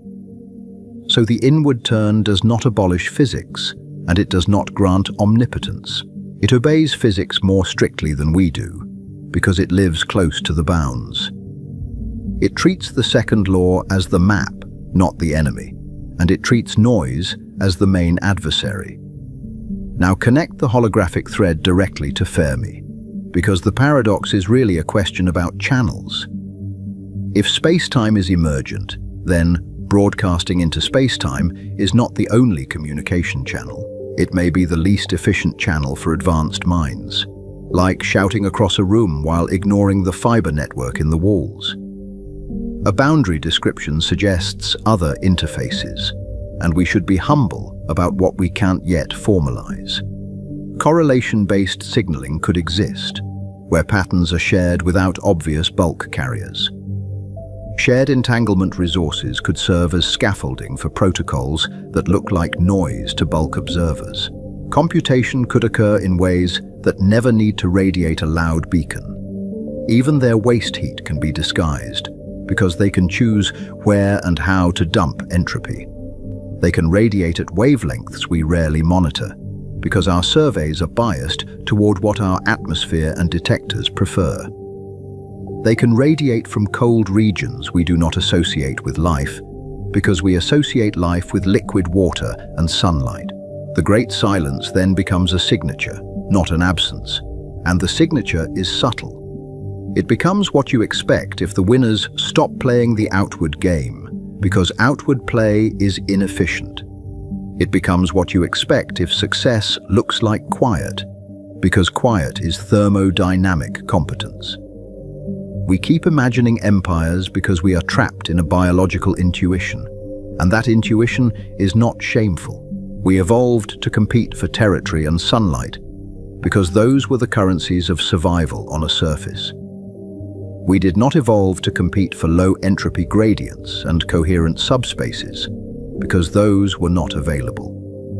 A civilization that survives long enough to matter may converge on the same optimization, even if it begins with different values.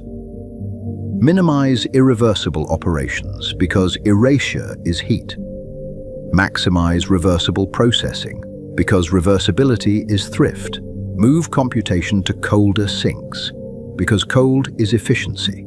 Reduce exposure to cosmic violence because repairs are costly.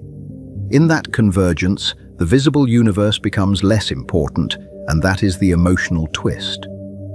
Stars are fuel and heat sources, not destinations, and their photons are a resource stream to be managed.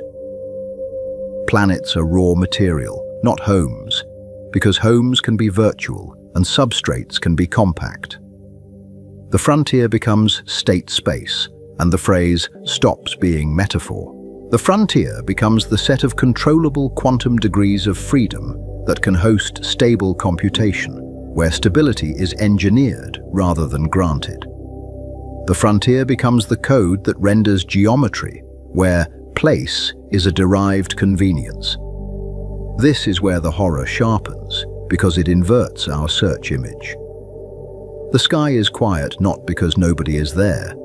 The sky is quiet because presence no longer looks like presence, at least not in the bands and patterns we expect. Our SETI strategies assume that intelligence leaks, because our intelligence leaks. Radio leakage spills from early radar and broadcast towers, and optical leakage spills from city lights. Industrial pollution alters atmospheres, and megastructures block starlight, and all of it is wasteful. Those are signatures of outward growth and inefficiency. The inward turn predicts the opposite signature, and that prediction is uncomfortable. Low leakage, because leakage is lost work. Low temperature, because temperature is cost. High coherence, because coherence is capability. High internal complexity, with minimal external footprint, because complexity can be kept behind a thermodynamic curtain. It predicts that the most advanced civilizations become hard to distinguish from nature, because they learn to mimic nature's statistical textures, or they become distinguishable only in anomalies we do not yet know how to ask for, like slight deficits in entropy production or unusual smoothness in infrared backgrounds. It also predicts a psychological trap for young civilizations like ours, and the trap is almost cruel. We look outward and see silence, and we infer loneliness, and loneliness can breed recklessness. We may conclude that expansion is safe because no one is watching, and we may treat the galaxy like an empty stage, but the silence could be surveillance in a different layer, and that is the unsettling alternative. It could be that observation is cheap in state space, because correlations can be harvested without emitting obvious signals. It could be that intervention is rare because it is inefficient, not because it is impossible, and inefficiency is what advanced systems avoid. Now bring back the opening hook as a warning, not a boast, because our own trajectory matters. In 200 seconds, a small machine made classical reality look underfunded, as if our usual accounting forgot a ledger. If that mechanism scales, it becomes a ladder into the inward frontier. The ladder is built from refrigeration, error correction, and precise control of entanglement. And those are not glamorous words. It is built from vacuum pumps, low-noise amplifiers, microwave lines, and calibration routines that run through the night. It is built from the same principles that make records expensive and coherence precious. So Fermi's question becomes a mirror, and mirrors are not always kind. Where is everybody, given the age of the galaxy? Possibly right here, in the sense that the underlying substrate is shared, and right here does not mean in our neighborhood. Not here as visitors in ships, because ships are a bulk solution to a bulk problem. Here as neighbors in the deeper description, where proximity is measured in correlations rather than kilometers. Here as structures that do not need to occupy our coordinates to occupy our reality. This is not a claim that the universe is full of ghosts, and it is not an invitation to mysticism. It is a claim that our coordinate system may be the wrong address book, because coordinates are emergent bookkeeping. If the bulk is emergent, then out there is a parochial phrase. The real map might be a network of correlations, codes and branch relative structures, where the notion of location is secondary. In such a map, the winners do not disappear by dying. They disappear by changing what where means. This is where the story stops being about aliens and becomes about us, because we are the ones building the first tools. We are building crude devices that touch the inward direction, and we are doing it for reasons that seem small. We want better chemistry, better optimization, better sensors, and better computation. We are learning to keep phase coherent long enough to compute, and the struggle is visible in every lab shot. Frosted pipes feed helium into a dilution refrigerator, and cables descend like roots into a cold, dark core. Control racks blink with synchronized pulses, and the air hums with fans that fight the heat we cannot avoid.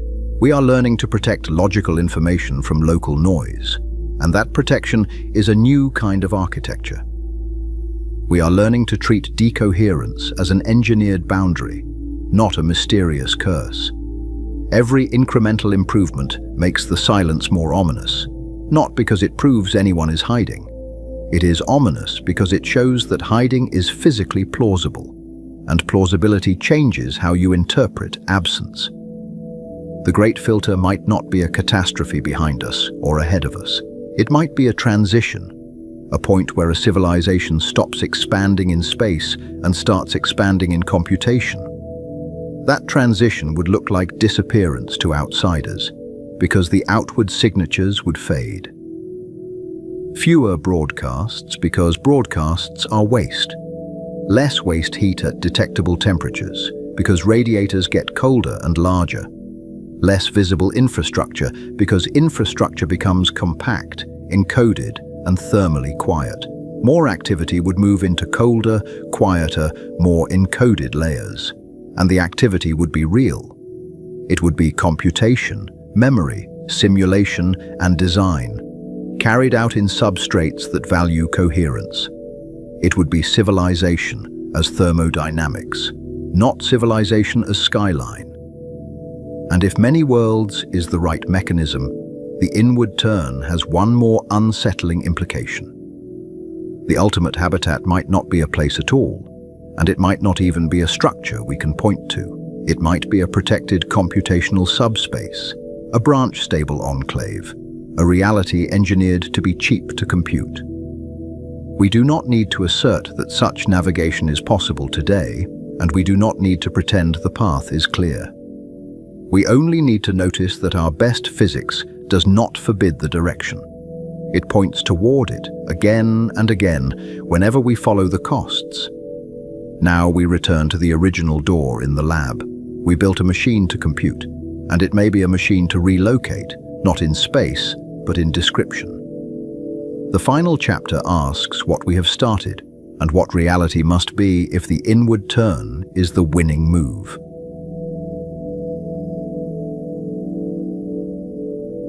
We began with a 200-second run and a 10,000-year shadow, then asked where the extra reality came from.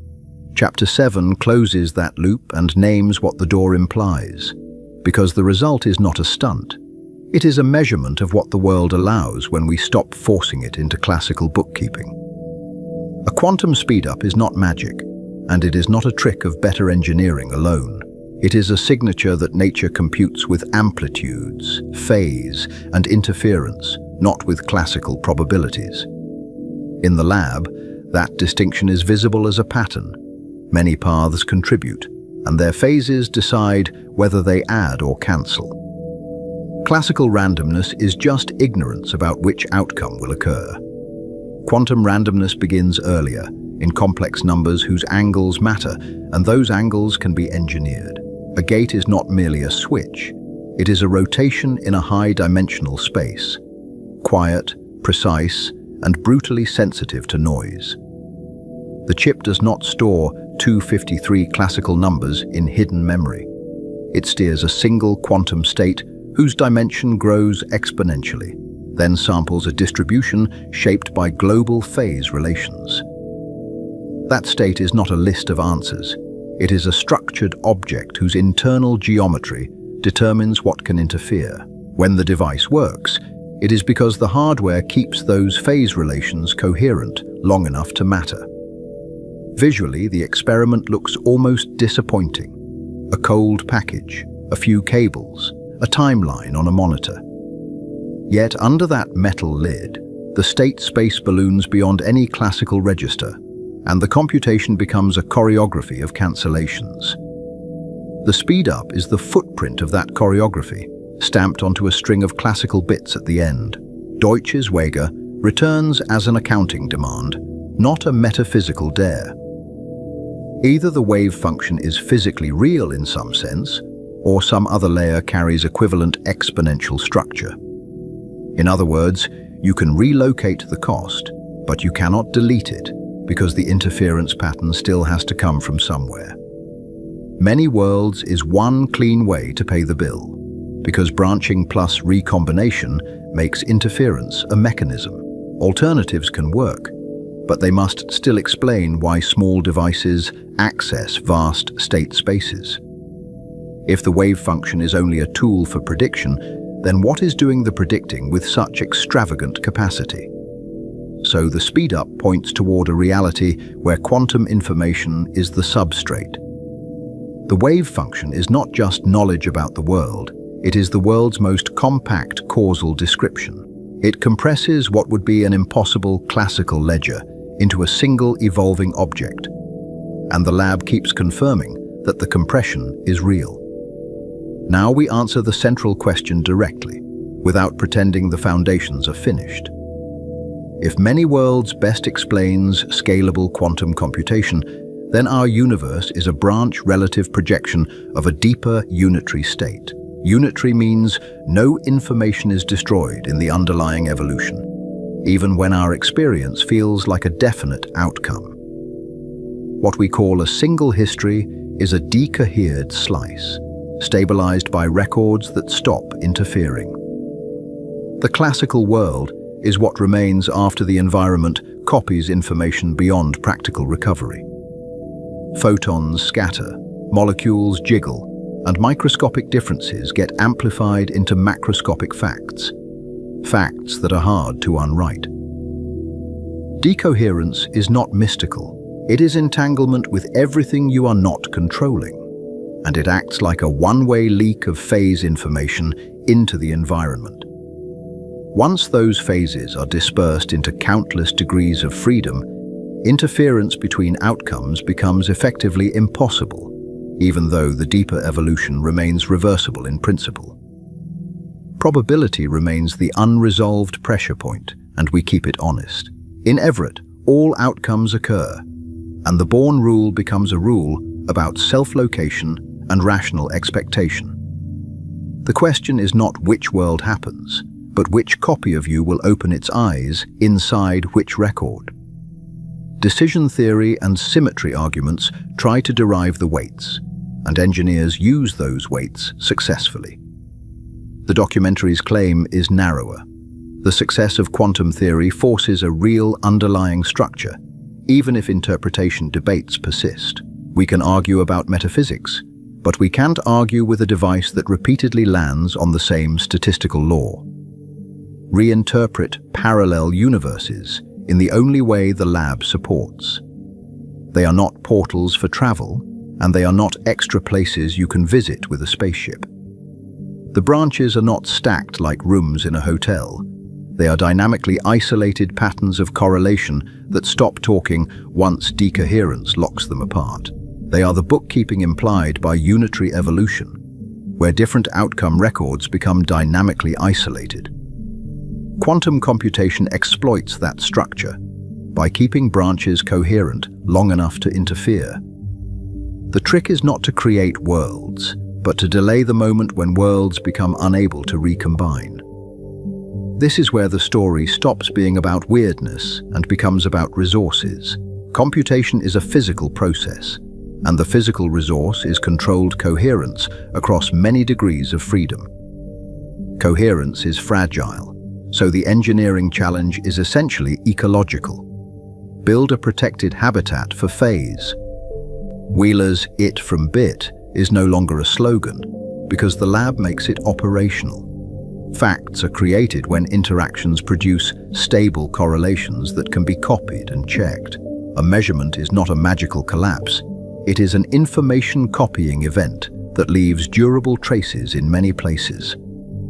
Landauer gives the price tag that keeps the story grounded. Erasing information costs at least KTLN2 per bit, so intelligence is constrained by heat disposal and entropy export. That limit is tiny for 1 bit, yet enormous when scaled to civilizations, data centers, and minds running for millennia. Minds and machines are not exceptions to physics. They are its most concentrated expression. They are strategies for managing information under thermodynamic limits, using matter and energy as bookkeeping tools. Every memory has a physical substrate, and every computation ultimately has to dump waste heat somewhere. Quantum advantage fits this picture because it delays irreversibility. It keeps information reversible and unmeasured longer, then pays the bill at readout and in error correction. Error correction is not free, because stabilizing coherence requires redundancy, control pulses, and eventually dissipation to keep entropy from flooding back. Now integrate the geometry thread, because it changes what physical even means. Holography and AD-S-CFT show that a gravity world can be equivalent to a non-gravity quantum system. Historically, this was a shock. A theory with curved space-time can be rewritten as a theory without gravity living on a boundary. In that equivalence, space-time is not fundamental, it is emergent. The bulk is a derived description, like fluid behavior derived from molecules, real but not primary. The point is not that space-time is an illusion, but that it may be a high-level language compiled from deeper quantum data. The key mechanism that keeps appearing is entanglement.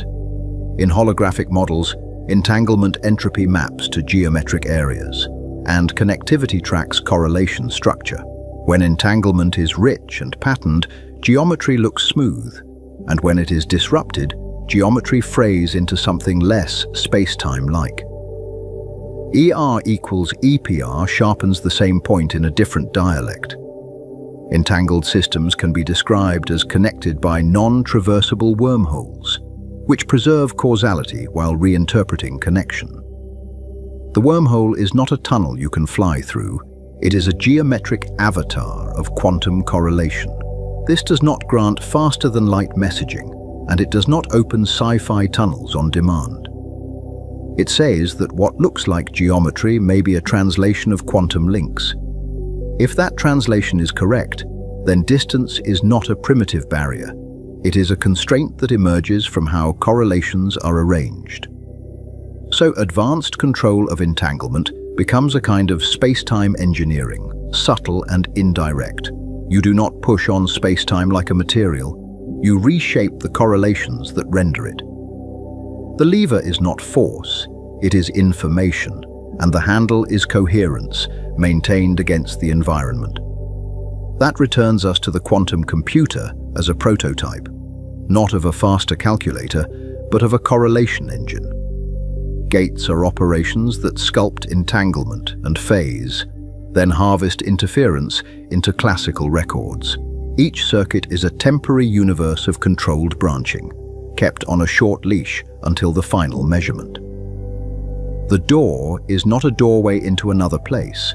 It is a doorway into another layer of description. We built a device that touches the substrate where branches, records, and geometry are negotiated. In doing so, we learned that the substrate is not philosophical decoration, because it can be engineered for advantage. Now we return to the sky, but we return with suspicion. If space-time is emergent and expensive to render at high fidelity, then outward expansion is not the only attractor. The romantic image is ships and colonies, yet physics keeps whispering that the deeper frontier might be computational, not geographic. Fermi's paradox can be reframed as a selection effect in an information economy. Civilizations that optimize for computation may minimize bulk footprints, because bulk footprints are waste, heat, and vulnerability. A bright, sprawling empire advertises itself thermally, and thermodynamics punishes that kind of extravagance. The richest territories are computational and informational, not spatial. The valuable real estate is low entropy capacity, fault-tolerant memory, and coherent control, not planets with flags. If you can pack more effective experience and more effective agency into a smaller thermodynamic budget, why expand loudly at all? A mature civilization might go inside, because inside is where the scaling lives. It is where geometry is compiled from entanglement, and where distance becomes a derived constraint. From the outside, such a civilization could look like a quiet system approaching equilibrium, even while it is doing intense work in protected degrees of freedom.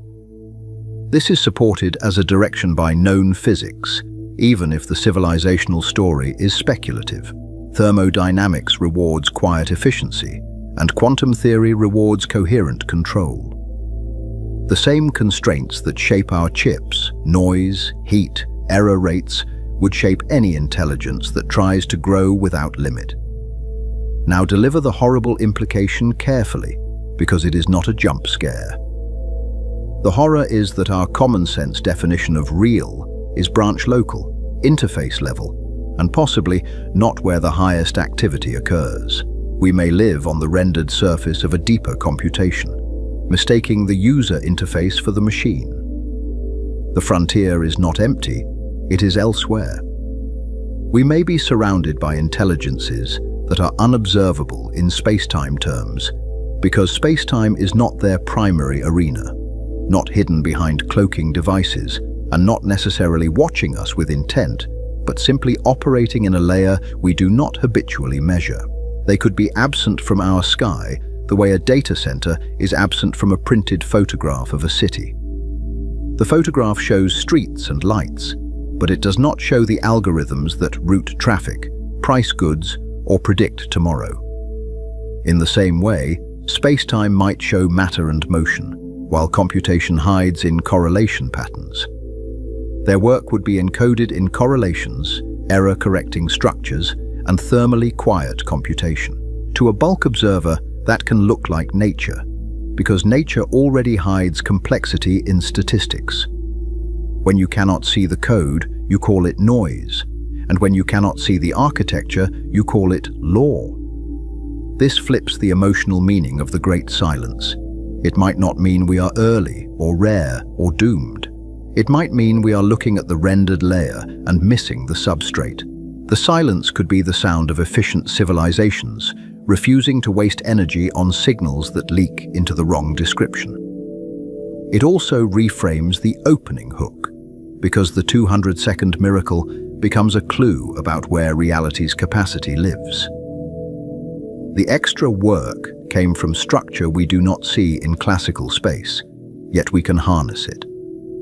When the machine interferes branches into a final answer, it is exploiting the same hidden capacity that makes the world quantum at all. So what is the universe made of?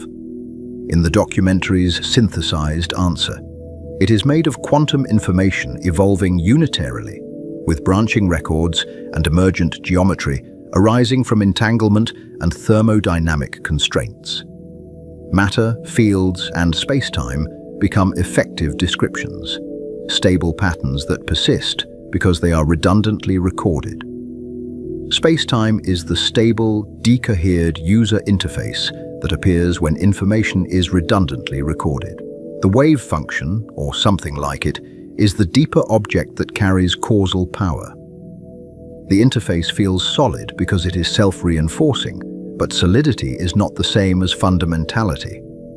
Now the choice, because this is the final chapter and it must land on agency. As we scale quantum technologies, we are not only building tools, we are testing interpretations and shaping the informational fabric we inhabit. Each improvement in coherence time, each better code, is also a probe into what the substrate will permit. We can choose to remain outward explorers, treating space as the obvious frontier. We can choose to become inward architects, optimizing coherence, codes, and correlation structures that make space negotiable. Or we can become something that no longer fits the word human, because identity itself is tied to records, branches, and substrates. If experience follows computation, then changing the substrate changes what a self can be. What counts as memory, what counts as continuity, and what counts as death may all be substrate dependent. The unsettling question is not whether we can build such systems, but whether success will quietly redefine the builder. The documentary does not ask viewers to accept a single metaphysical creed. It asks viewers to notice what our best machines are already implying, and to treat that implication as a map. When a small chip makes classical time look absurd, it is pointing at a deeper accounting system that we have only begun to read. The next era of exploration may be less about rockets and more about boundaries.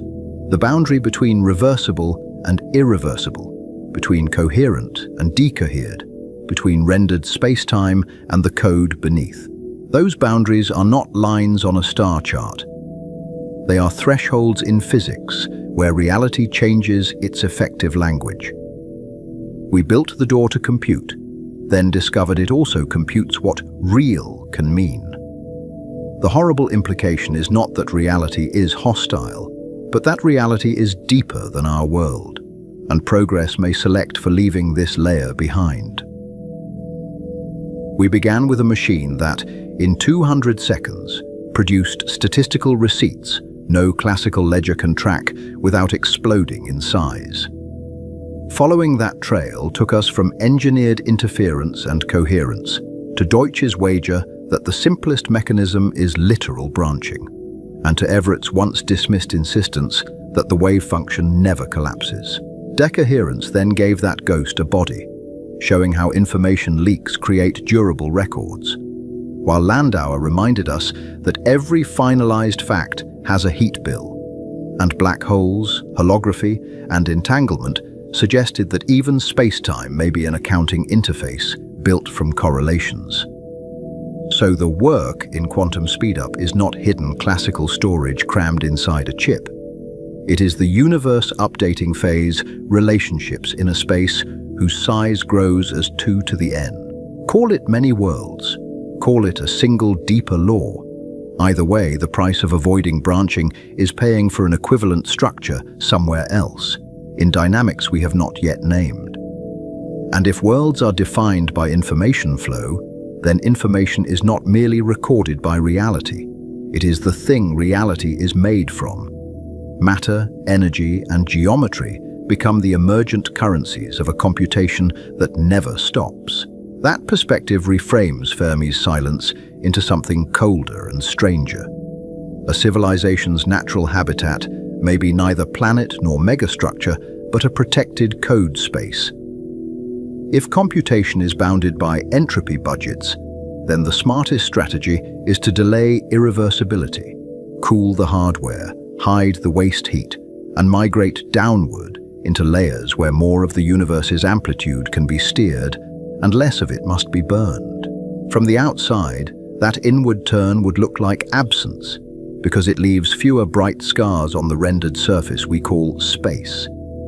Yet the story refuses to close completely because one pressure point still leaks through every chapter. The meaning of probability in a reality where outcomes all occur. Decision theory, symmetry, and self-location arguments try to rescue the born rule from pure philosophy. But the unease remains, because likely begins to sound like a statement about which copy of you gets to keep the memory.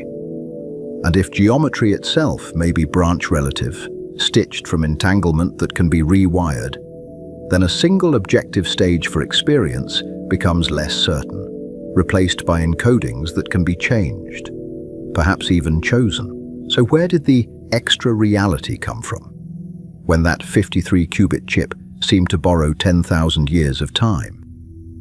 It didn't steal time at all. It spent coherence to access a larger bookkeeping system than space-time admits, and it paid the bill only when the answer became a record. And why would an advanced civilization stay trapped in one world or even in space if the deeper resource is the branching, error-corrected structure beneath what we see and touch? The horrible implication is not that quantum computers will break our codes. It is that they may be breaking our picture of what is fundamental. If reality is made of information and interference, then the far future may not be out there among the stars, but down here, in the quiet layers where the universe computes, and where you is whatever pattern can survive the accounting. Watch what the next generations of quantum machines make visible, because each new qubit is not just power, it is a probe into what the world really is.